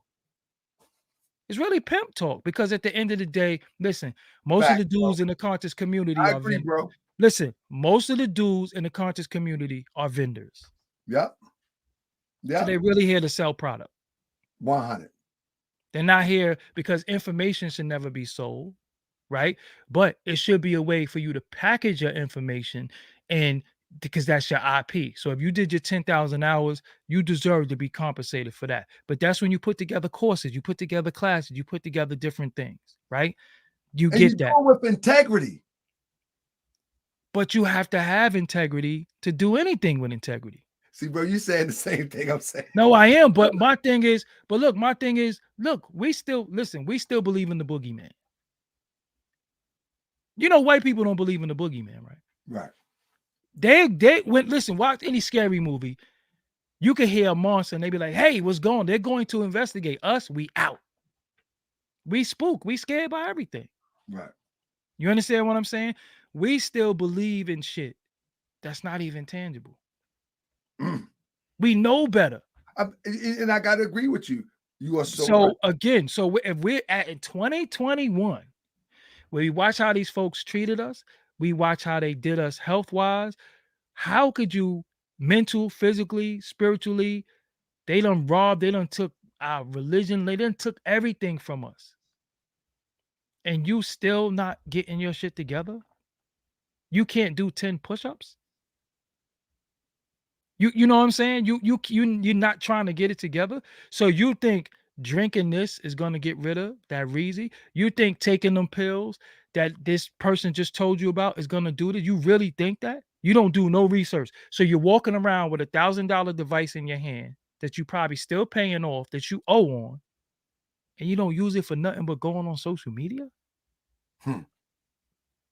You deserve to die. Why I say that? Because you're supposed to be living. And living is learning.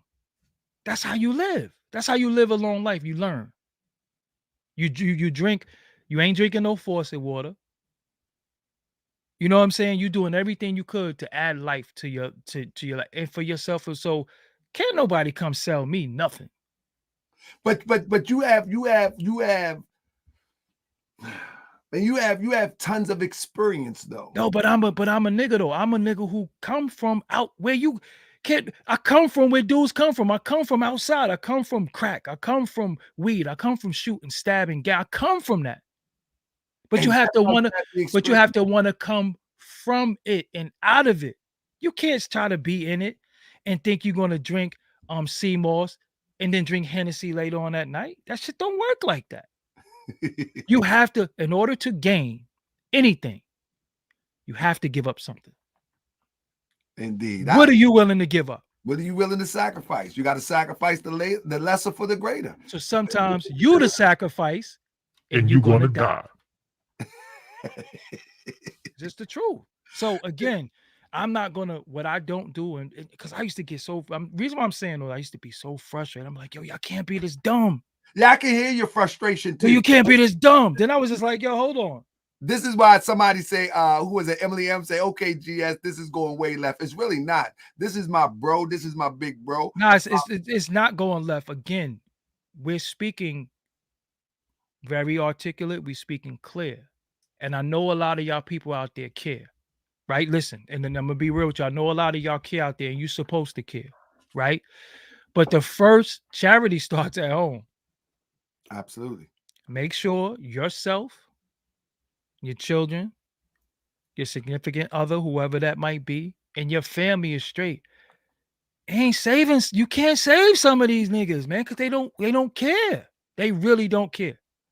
And you know, I agree with you. And so I think there is enough that do care that we probably can get some real work done though. No, but they care enough, they're gonna save themselves, right? And then they're gonna combine with saving themselves, and then they're gonna come join with you. That's what I'm saying. Yeah. You have to, self-preservation is the biggest thing. Listen, when you get on an airplane, right? And if the thing drop, what do they tell you? Put your mask on first, and then put the mask on the baby. This guy. I mean, I fly all the time. Don't they tell you that? Put your mask on first. Right. You better be able to breathe first, because if you put the mask on the baby can't put the mask on you. Let me ask you this. Let's take a shift. I rest my case. If you put the mask on the baby can't put the mask on you. So I'm saying, in this community, you keep putting the mask on the babies, which is grown-ass people, and they can't even give you the air back.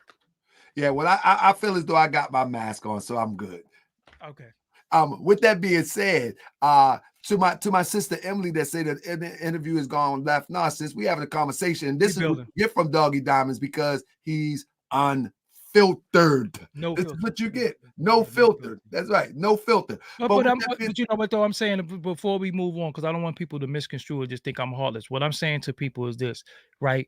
A lot of times I done seen people neglect their family. Malcolm neglected his family and went out there and got killed for his people. Right.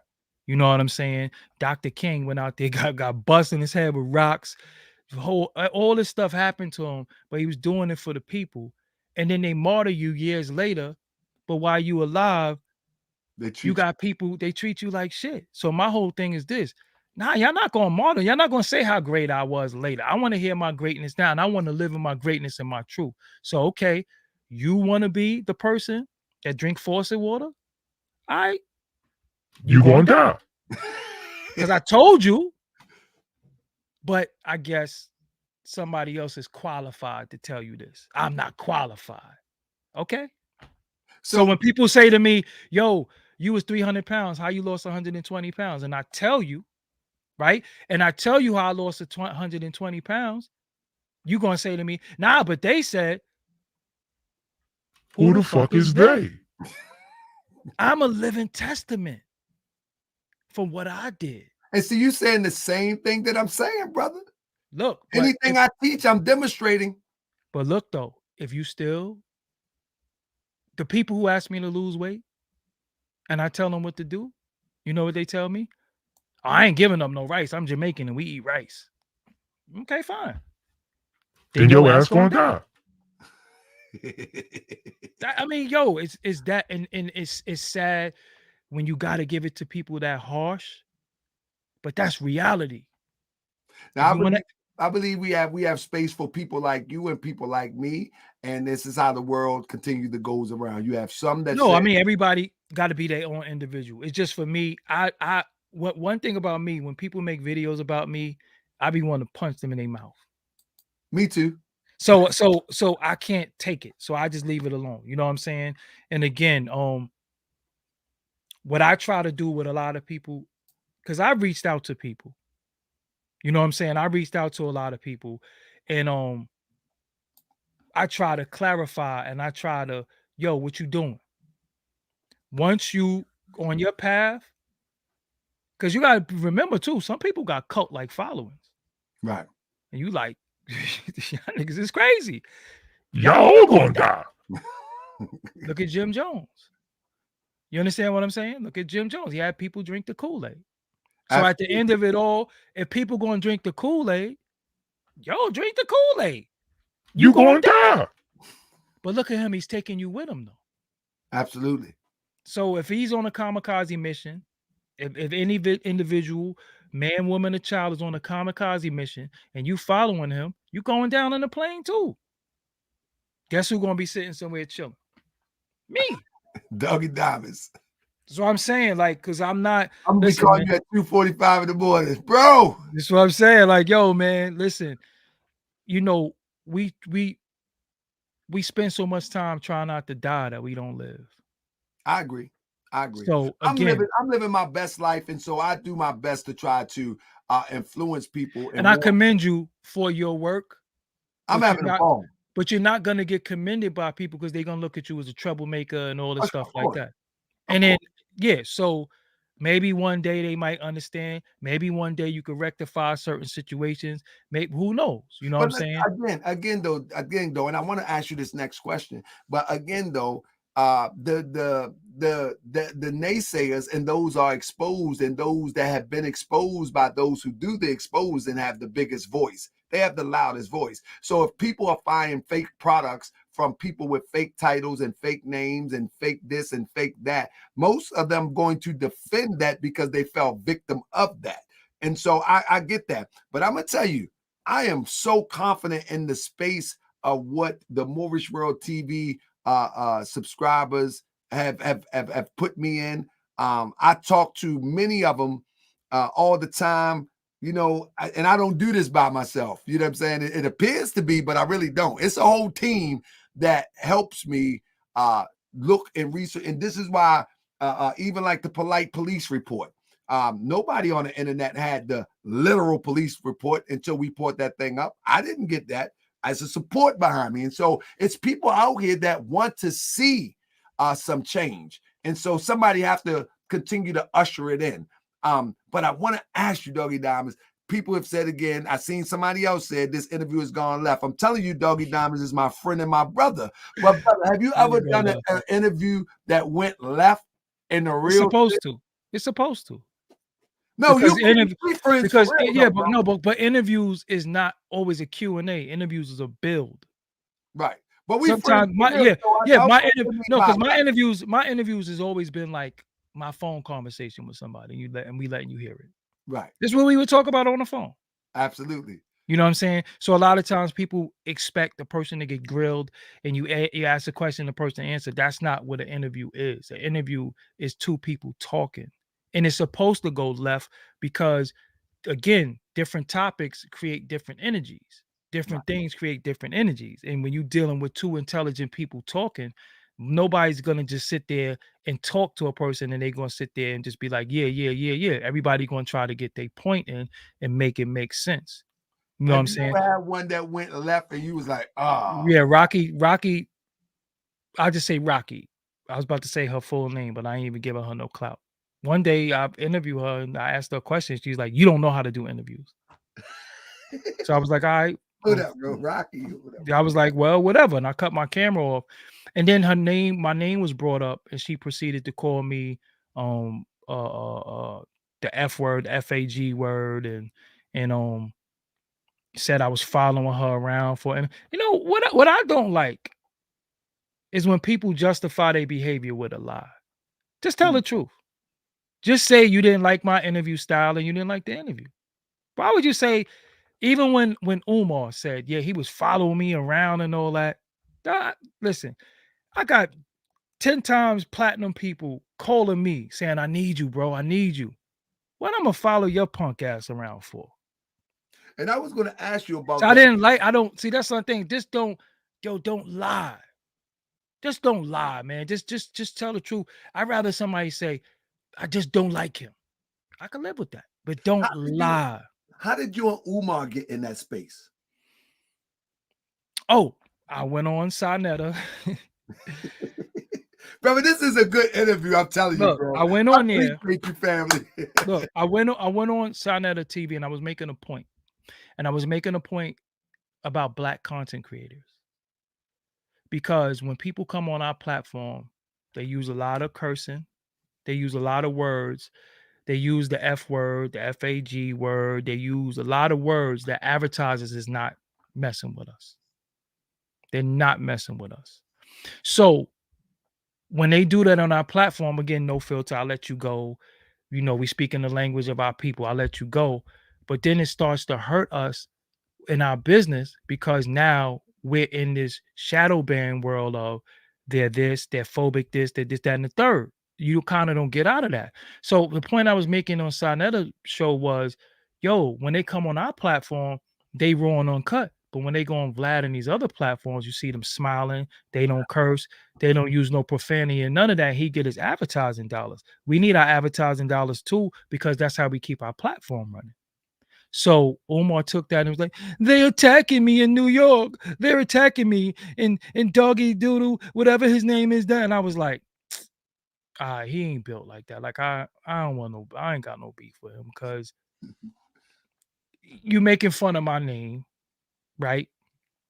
But you want to school You want a school. You want to build a school for black boys, right? But look how you look at how you solve conflict. Look at your conflict resolution. How you going to teach them young men to solve conflict if you can't even do it?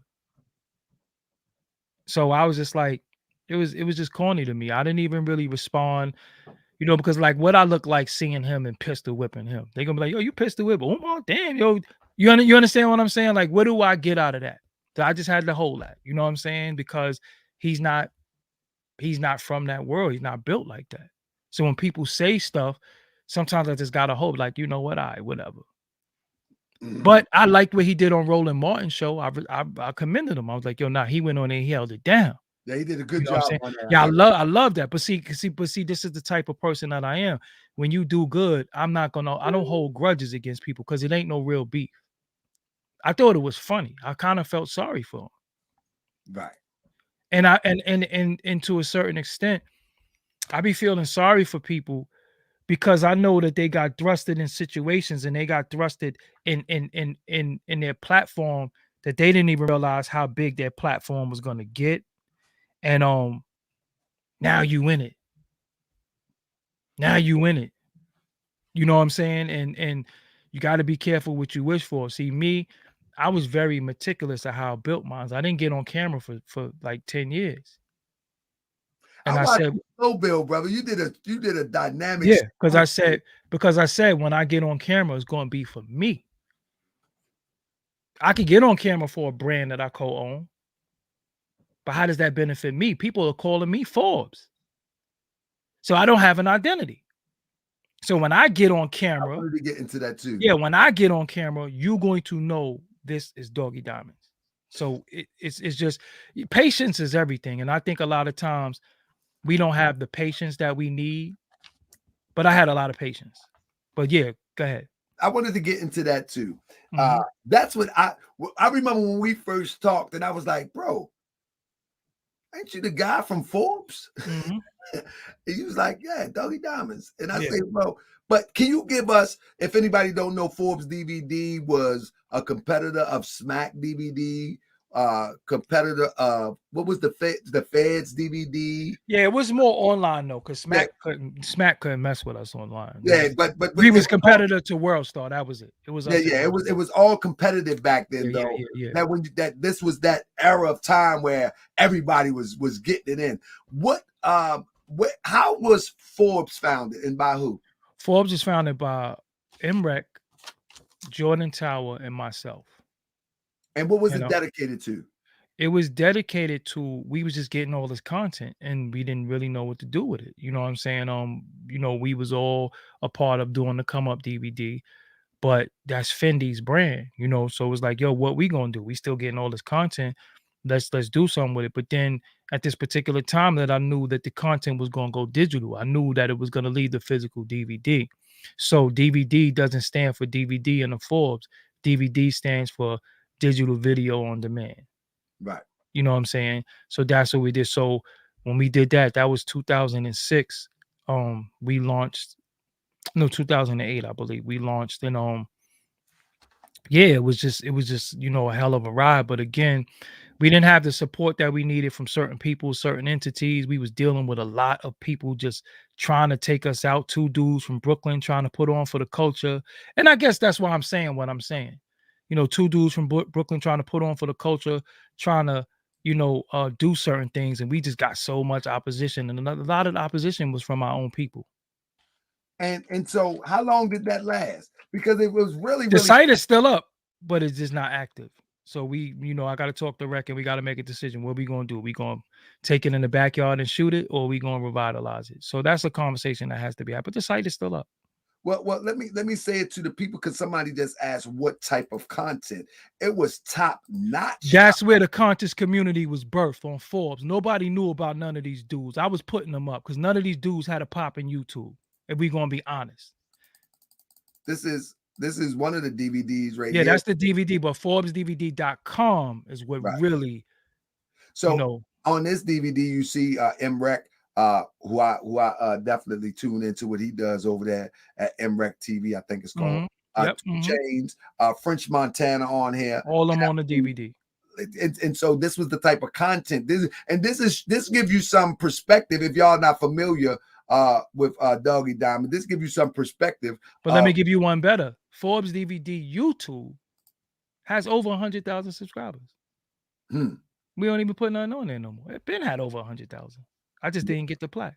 So when I see people running their mouth, oh, this person passed you, or this person got this, I say, yo, I own 4 YouTube channels, 4 of them with over 100,000 subscribers. 4 of them. But some things you own, you don't tell everybody what you own. Right. Absolutely. You don't tell everybody what you own. But let's just say I own 4 YouTube channels with over 100, and mine's got over 200. And one of them got 150, and Forbes got 100, and another one got 100. So I don't say nothing. You know what I'm saying? I don't say nothing. You let people, whatever their perception of you is, that's what it's going to be. I'm not here to try to convince nobody. I'm not here to try to win people over. If you rock with me, you rock with me. If you don't, you don't. All I know is my chat room is always crowded with thousands of people. I get thousands of views. And Forbes always had all types of different content because I made a section called knowledge. So I would take the John Henry Clark videos, the lectures, because people didn't know about it, and I would combine them all in one place. So you would come, man, it was just so much stuff that I was personally doing. So when I started seeing, when I first saw SETI, I remember calling my cousin. I was like, yo, look at this dude. And he was like, some of the things he's saying is real, but what's wrong with him? But that was the beginning, and it was the birth of that. You know what I'm saying? It was the birth of this era of now this YouTube era. And again, in the beginning, man, I was all for everybody. I loved the Arm and Raw Squad. I rocked with Pharaoh. I rocked with Young Marcus. I rocked with SETI. I rocked with Zion Lex. I rocked with Hashar. I rocked with Captain Cesario. I rocked with you. I rocked with Ali Muhammad. I used to love it. And then later on, we had people like Garfield coming and Rob Bourne and Professor Larry and even the OG Shabazz. Like I watch everybody. I watched Baba TV. I watched it. And then it went from that to fuck is these niggas talking about? And when I'm telling you, it really went there because I was just like, okay, once you start taking money from people under the guise that you're about to do something for them and you don't deliver on what you said you're going to do, now I'm looking at you like, okay, this shit is a money grab. Yep. You know what I'm saying? And that's really kind of what turned me off with a lot of it. And also, like I said, the Africa Bambaataa thing, because the plan with the Africa Bambaataa thing was we did this big press conference, who I was very, very instrumental in putting together, but whatever, whoever want to take credit doesn't matter as long as it got done. But I was very instrumental in putting that together, but whatever. After that, I was like, okay, so we did a press conference. The press conference was to call him out and look, bro, if you innocent, if you didn't do what they're accusing you of, come to us, black media, we gonna hold you down. Right. We're gonna make sure that they don't destroy you, because once this white media get a hold of you, these papers get a hold of you, you finished. He didn't come to us, he didn't holler us, he went to Lisa Evers. So I was like, whatever. But then I was like, okay, we still have people that are people that were hurt and affected by not him, just the act alone, molestation, rape, abuse. How can we help them?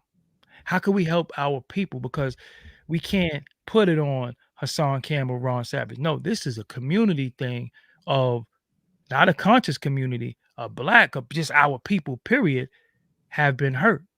How can we help them? So I remember talking to somebody and I was like, look, this is my idea. Let's do a pay-per-view event. Let's do a door admission event.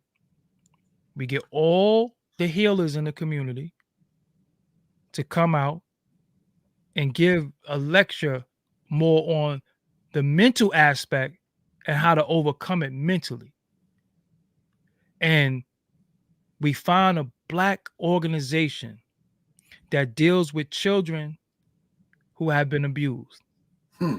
And all the money that we raise, we get one of the big checks and we cut the check to that organization, to that charity, and we forever wash our hands. So when people say, look, what do you do for the community? We just raised $5,000 and gave it up. I was a part of that. So I pitched this idea to several people. And when I heard, nah, niggas gonna want to get paid, I was like, yo, you talking that on the yeah, phone? listen, I'm telling you, when I heard, nah, niggas gonna want to get paid, I was like, what do we need money for? This is for the people. That's when I started realizing, damn, these niggas is broke. So if they get $200, they happy. $200 to me, I might spend that in Dollar Tree tomorrow. You know what I mean? Like real talk. You know what I'm saying? So I started realizing, yo, niggas is broke. So they penny pinching every dollar. It's not about healing the people or saving the people. It's about lining their pocket. Yep. And I felt like, okay, yeah, we could line the pocket. Because you still could have vendors there. You still could vend. You can still do whatever. But for this one, let's just give it all to the people. Let's find one organization that we could cut this big check to. And it's from us. Yo, that vindicate us. So when people say, what do you do for the people? What do you do for the community? Well, we just raised $5,000 for this charity. We just saved 10 babies. So once that didn't happen, I was like, I'm done. I ain't want to talk to these niggas no more. And that was it. Understood. Yep. Bro, before we wrap, I got like 10 minutes to 12 o'clock. Bro, before we wrap, bro, I feel as though that, and I want to say this in the best way that I can. Just say it. No, because I don't want people to take it the wrong way. I feel as though that you're supposed to be where Vlad is with our community support. I really feel as though like, how can a European, a Russian descent come into our culture and able to parlay our brothers and sisters support, because you don't get there without the support of the brothers and sisters. It's just impossible. You know what I mean? All the money in the world do not get you there without the support of the people, the viewer. And how in the world do that happen? One, that boggles me. And what can we do to ensure that we change this dynamic? Well, me and Blizz do a show called Outspoken with Kareem Johnson. Yeah, shout out to, and he's been on here, my bro. He'll be coming back on here soon too. Me and him do a show like every night. And you know, support of the people is very, very tough, because when we look at one another, when you don't wear shiny shit and you don't pull up in a Wraith and you don't pull up with certain things, and believe it or not, some of the material things that people want and possess or want to possess, I had that in 2002. Like, I could show you a $10,000 chain right now. But that was in my infantile stage of my mind. Now I know that those things don't mean anything no more. It's just shiny shit. Right. My name is Doggie Diamonds for a reason. I got diamond earrings in my ears. You know what I'm saying? Like, for real, I got $5,000 watches, you know, for real. But that was in my infantile stage, but I didn't know any better.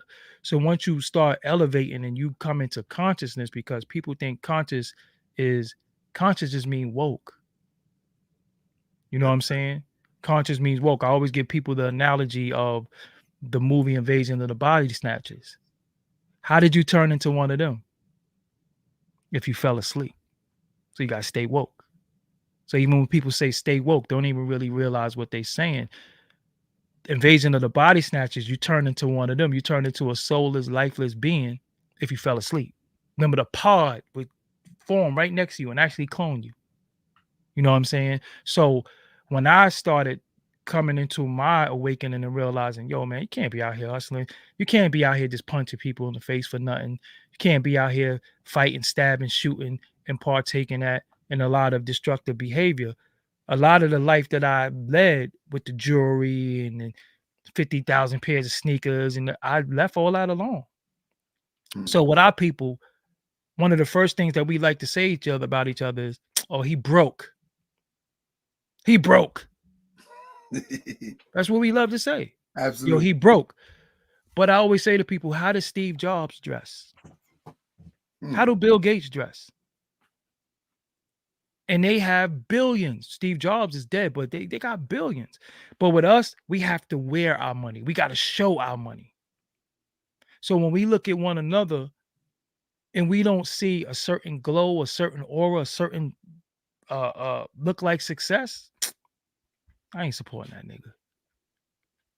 So when homie went to Hollywood and he started wearing the wraiths and the red bottom hats and all that, and people think he full of, smack, and he's allegedly did this to this little girl, why is it 4,000 people watching him?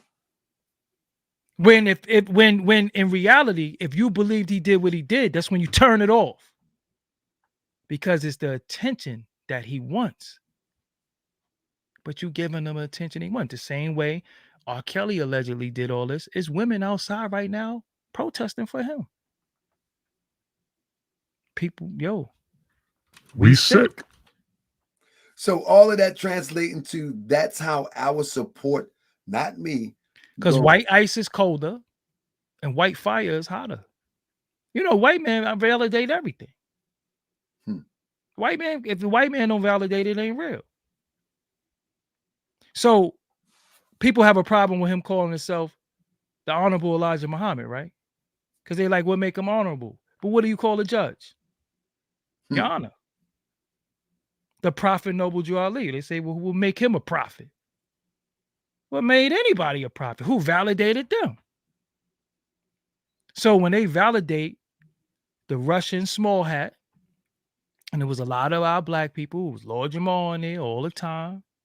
It was Polite on there. It was Umar on there. Now, mind you, besides Lord Jamal, me and him had a little tiff at one point, but we all good. Polite, I'm beefing with him. I'm beefing with Umar. But they'll run to him, and that was the issue that I was saying. Yo, hold on. We got our platforms. You got me. Push me up, because as you push me up, as soon as I go, I'm like this. I'm bringing you up too. But y'all keep running to him. Oh, look how many subscribers he got. Yeah, but that's us, though. That's our people. Where's our united front with us? Absolutely. So that's why when people come and say, yo, could you do my platform? I don't ask them how many subscribers they got. I don't care. I'll never say, yo, you only got 10 subscribers. No, I can't do it. You got to get listen, if I come on there and you go from 10 subscribers to 11, hey. If you go to 12. But when it comes to us, anytime anybody other than us enter what we do, we gravitate to it. Just like in the party. Go white girl, go white girl, go white girl. Next thing you know, the white girl's a choreographer over all of y'all because y'all enabled that. Y'all empowered that. So anytime anybody coming to, but when you look at the Asians, they got Chinese restaurants next to each other. They got nail salons next to each other. Let dudes put a barbershop too close to each other. Yo, nigga trying to steal my customers. Yep. The Asians be having nail salons next to each other. I'm talking about right next door. You better know it. In Baltimore City, you see it all day, every day. Because when I look at you, I don't look and see myself. I'm supposed to look at you and say, yo, look at me. That's me. That's me. And if it ain't me, and if I look and I don't see me, I'm going to try to correct things in him. But I got to learn to handle certain people with kid gloves because everybody can't take correction. Everybody can't take correction. You know what I'm saying? So I never come and say, yo, like when I see people battling weight and stuff, I'm like, yo, I conquered that. But this is what you got to do. Yo, come with me. You know, I'll go with you to the gym. I tell you I'm going to call you in the morning and tell you what you got to eat. I'm going to tell you this. You know what I'm saying? I got a lot of female followers. They could tell you I don't try to holler at none of them. I ain't your gay friend. Let's not get it twisted. I ain't your gay friend. But I also don't feel like I have to be intimate with every woman for my manhood. We digested that as little boys. Right. I just know when women support you, you good. Hey, bro, you said on a post the other day that you wanted something, and a wife. Something you posted the other day. I forget how we posted it, bro, but you had a full circle of what you ready for now. You ain't got no Yeah, time. I mean, listen, man, I'm ready to be married. I'm ready to be That's something you posted the other day. I don't respond on your posts all the time, you know, yeah. but I always But make yeah, sure because it's the mind state. Like you know, everything in my life is going well, but my personal life ain't all that great. Right. So once that comes into play, forget about it, man. Like I'm out of here because I know I know my purpose. I know my intention. Right. I know my purpose. You know what I'm saying? And my purpose became yeah, everybody can't go, man. Everybody can't go. Get on this train now, because I'm going. Listen, I'm going regardless. I just did a show. If you could look at the show that I did. It's still up actually. And it's titled, you know, "Stop Begging Your Friends and Family for Support." You know what I'm saying? And the point that I'm making is that, you know, what's intended for you, nobody on this plane could stop that. That's coming from somewhere. That's right. Nobody can stop that. Absolutely. You're gonna have obstacles.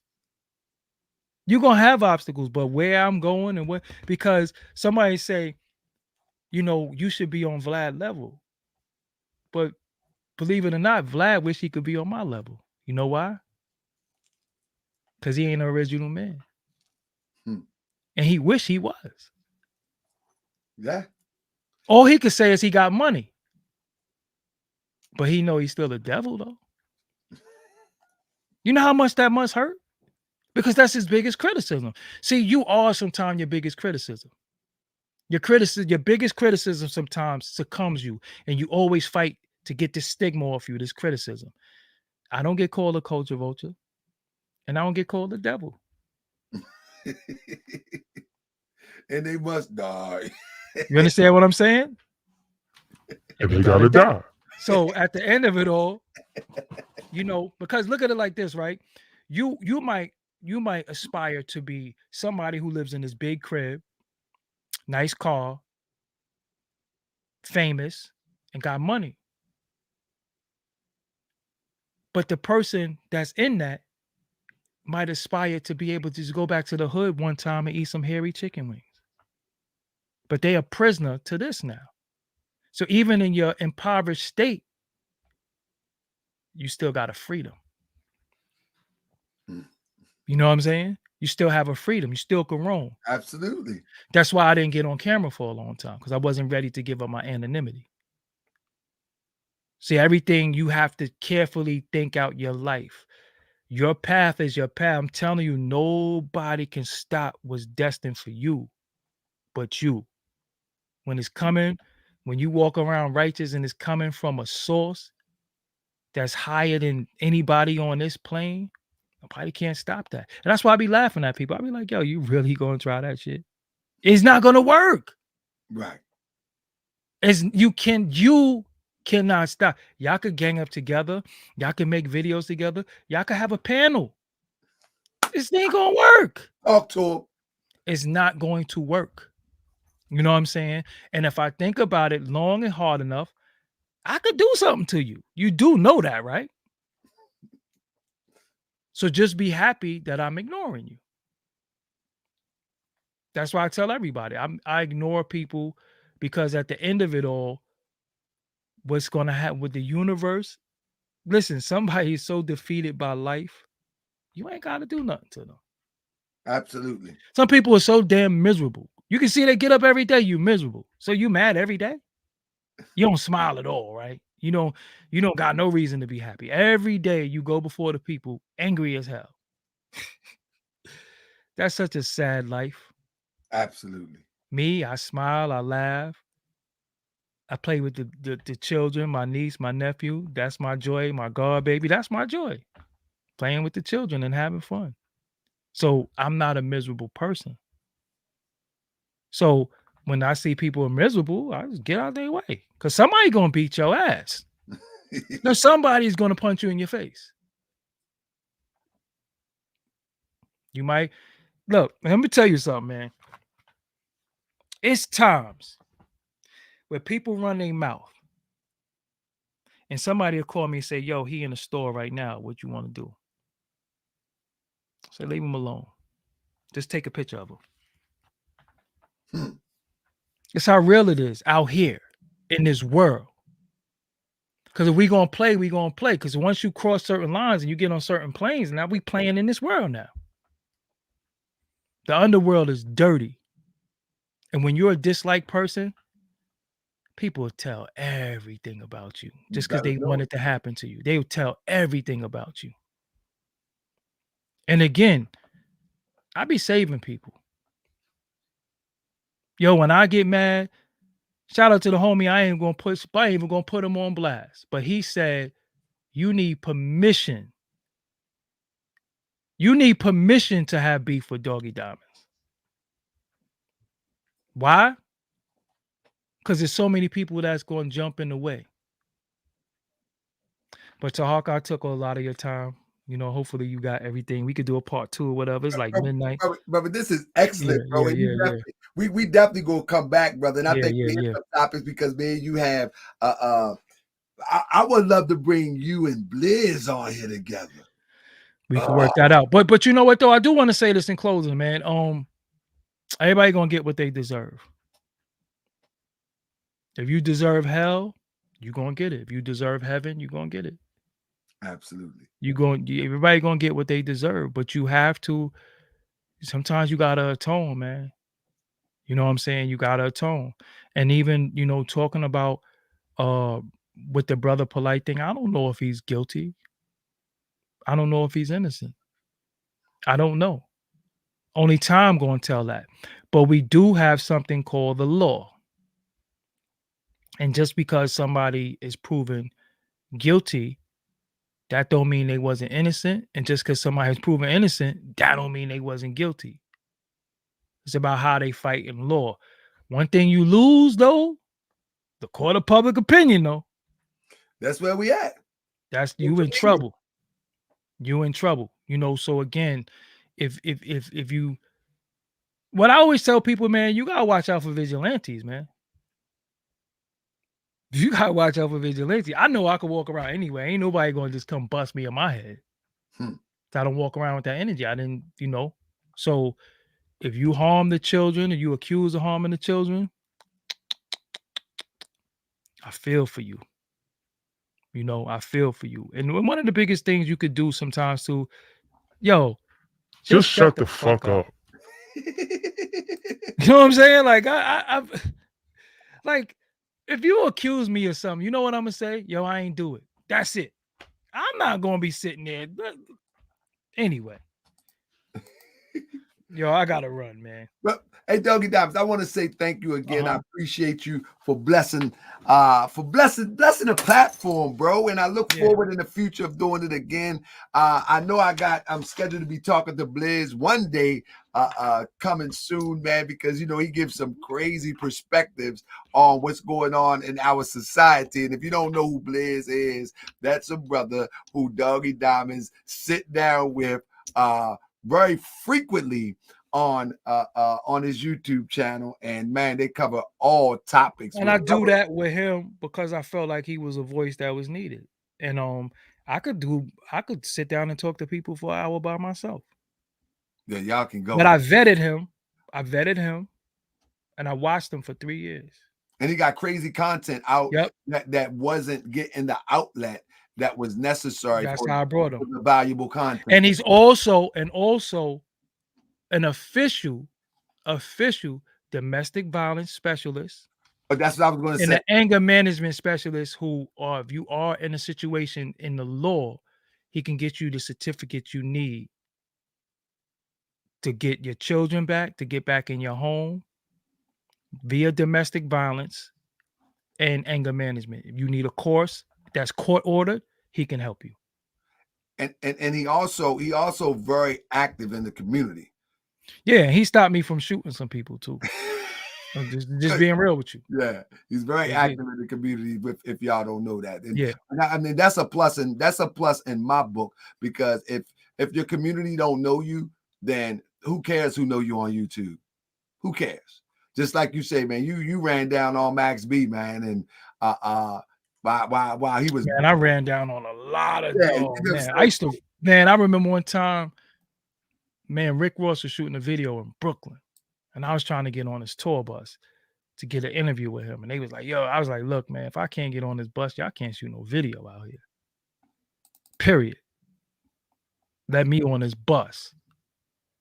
But that was you know, that was in my day. So yo, I gotta go, man. I'm gonna holler at you later on. I appreciate you, bro. I'll Yeah. bring you on the back end. Thanks again, brother, for all that you do and continue in your success. And thank you for blessing us with your presence, brother.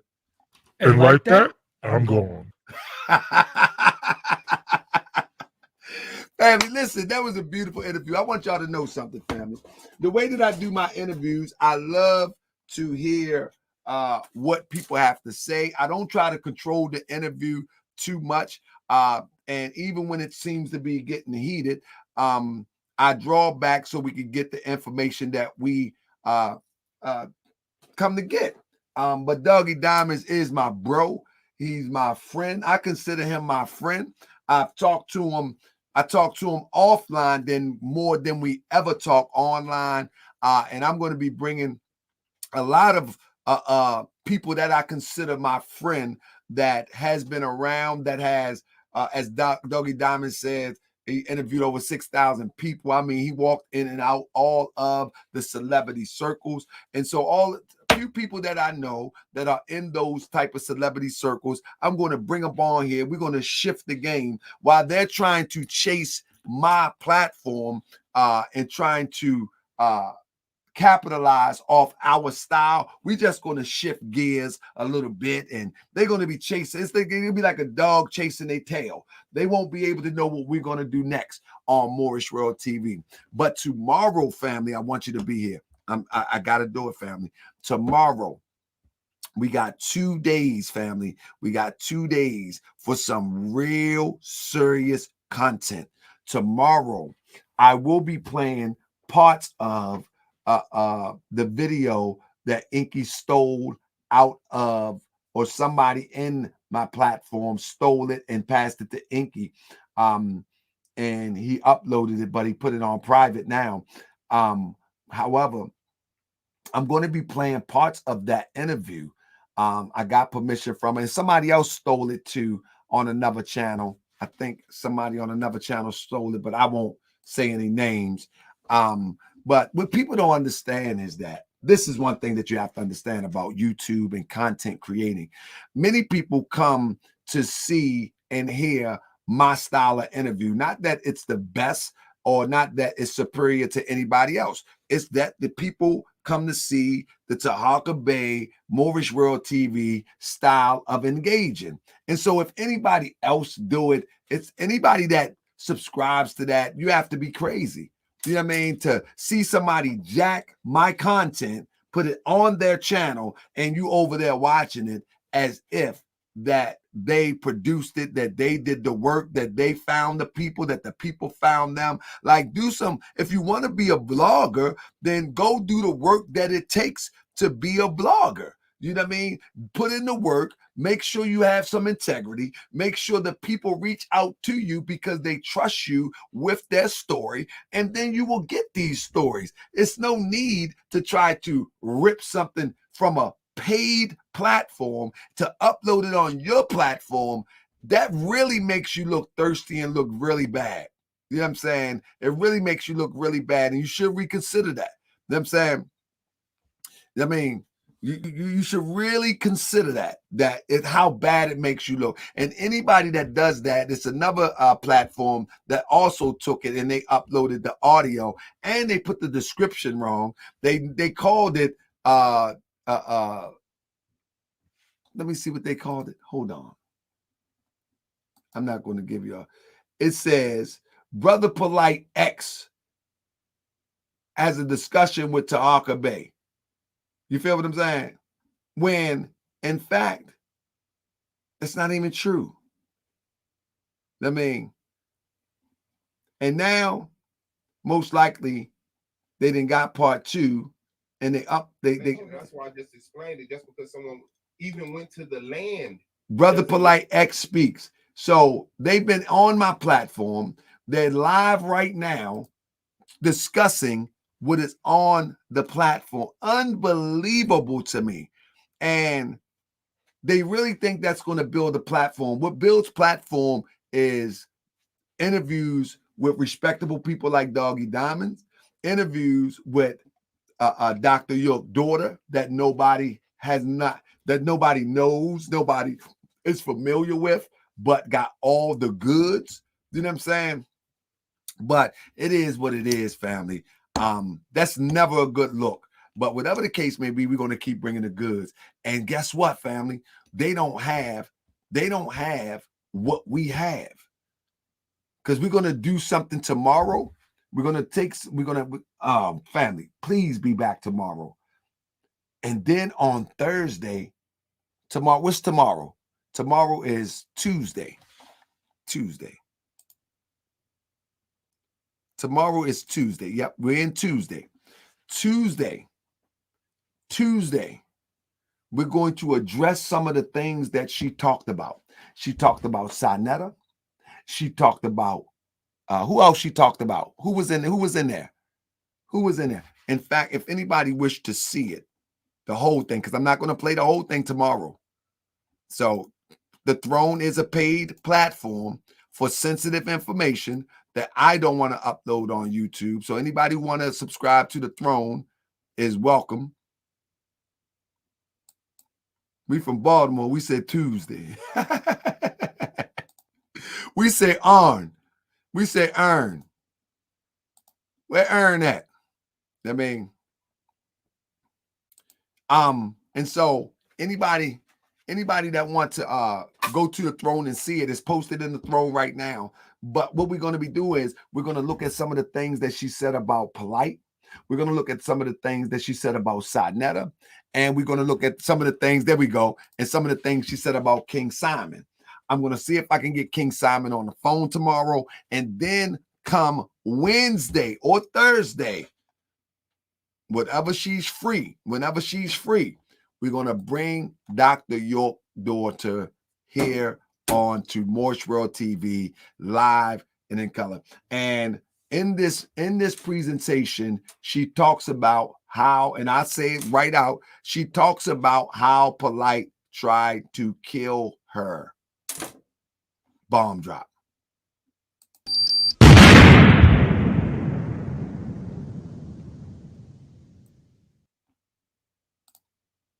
That's what she says. She talks about how Polite tried to kill her. And we got a bunch of more interviews coming up too. I got a lot of pre-recorded stuff coming up too that I'm going to be uploading that we're going to be talking about. In fact, do anybody remember, let me slide this one in here real quick. Anybody remember the brother Ozone that got jammed up and accused of killing the police from the militia? We have some information that we're going to be sharing about that and the mentality that goes with it. I'm telling you, we got some stuff coming. And so if you're on the Throne, I say subscribe to this Throne now. It's $10 a month. And a lot of times, like, I got another guy who actually lived with Dr. York. He'll be on the Throne soon too. I gotta dig out his number. He'll be on the Throne too. But I want to go and revisit Ozone dilemma. Look at that and some things connected to that. But we got a lot of stuff coming, family. So if you ain't on the Throne, come on to the Throne. It's $10 a month. We waste $10 a month. And as I was telling Cryptonomics, whoever's in the Throne, you can guarantee I'll be using that money for gas to get around. But unfortunately, as I was talking to Crip today, he was telling me that, a lot of these court cases will be held via Zoom. So I'm going to have to take the Moorish World TV mobile and go out and find some content. Y'all know, like them storm chasers do. I'm going to have to go take the Moorish World mobile and go as soon as I get it inspected. I have to get some, what did I just buy for it? I have to get some rotors for it. I just bought some rotors and I'm going to get them put on. So I got a few more things that I got to do to it, and then y'all want me to go to FDMG? Who want me to go? Press 1 if y'all want me to go to FDMG. Y'all know I've been once. Anybody know I've been once? Anybody want me to go FDMG, do inspection? Huh? Go FDMG Academy. Anybody want to go there walk? Y'all gonna make me go there this week. Don't play with me. I take a ride up there. Don't play with me. I will go up there. All right, we going FDMG. You know what I mean? Those are for those who have supported Moorish World TV. And let me tell you something, people that talk about this van. Half of y'all people that talk about the Moorish World TV mobile ain't even donate a dime. So stop crying, acting like somebody that worked you. Ain't nobody worked nobody. All those, I know I called 5 people, and I know who said this is for the van, because what I did, I made a folder for it. I didn't do a GoFundMe. I mean, I didn't do a GoFundMe. I actually did it very simply. I called 5 people who were supporters, and then I mentioned it 2 times on the show, and everybody came through in the clutch. And so we rocking and rolling right now. We just got to get it inspected. You know what I'm saying? We just got to go get it inspected and do a little bit more work on it, but it's going to be fine. It's going to be fine. In fact, another good brother reached out and say, when you ready, let me know, and we're going to look at getting that wrap on it. And so I say all that to say this. We have some real supporters in the Moorish World TV family, and I thank all of y'all. I mean, I thank all of y'all. Regardless of what people say, it don't make me no difference. You make this possible. You know what I'm saying? And I don't got to gossip about nobody. I don't have to throw people under the bus. But what I will do is throw out the receipts and show that these frauds ain't right. And I hope that people would take heed and leave it alone. So we're definitely going to do a CMAR show. That's right. No more selling fake CMARs. You can make your own. I got you. You can make your own. You follow me? So here's the link. And when you go into the throne, let me see something real quick. I'm not the only one that put content in there. We have, I mean, trying to kill a woman, that hold up. Simon, King Simon. Hold up. Let me give y'all a sample real quick. Give me 1 second. So let me give y'all a quick sample before I get out of here.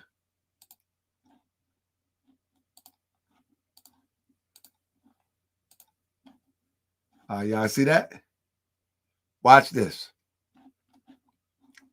This is in the throne right now. There's 2 parts in the throne. Simon, aware with a lot of our siblings, because my mom was always, trying to keep in touch with every, mother, and, trying to keep us in touch with all of our siblings. So would you say that Simon, King Simon, aware of all of the drama, especially with the shooting? I mean, trying to kill a woman, that's like, I mean, to kill anybody, let me keep it a buck. To kill anybody, to try to kill anybody over something that's not even yours, over something that you have not even worked for, something that you never possessed, in this case, the bookstore, and an argument over the bookstore that you did not even work for. You're not a child to inherit. To kill anybody over that is insane. But then to turn it up a little bit more, to attempt to kill a woman who is the biological child of the owner of the property. And I just want to bring a reality that, so King Simon, you're saying that King Simon was aware of all of this and still moved forward to usher Polite into the limelight? Somehow, I don't know why, but yes, he did. These people, and this is what he said to me.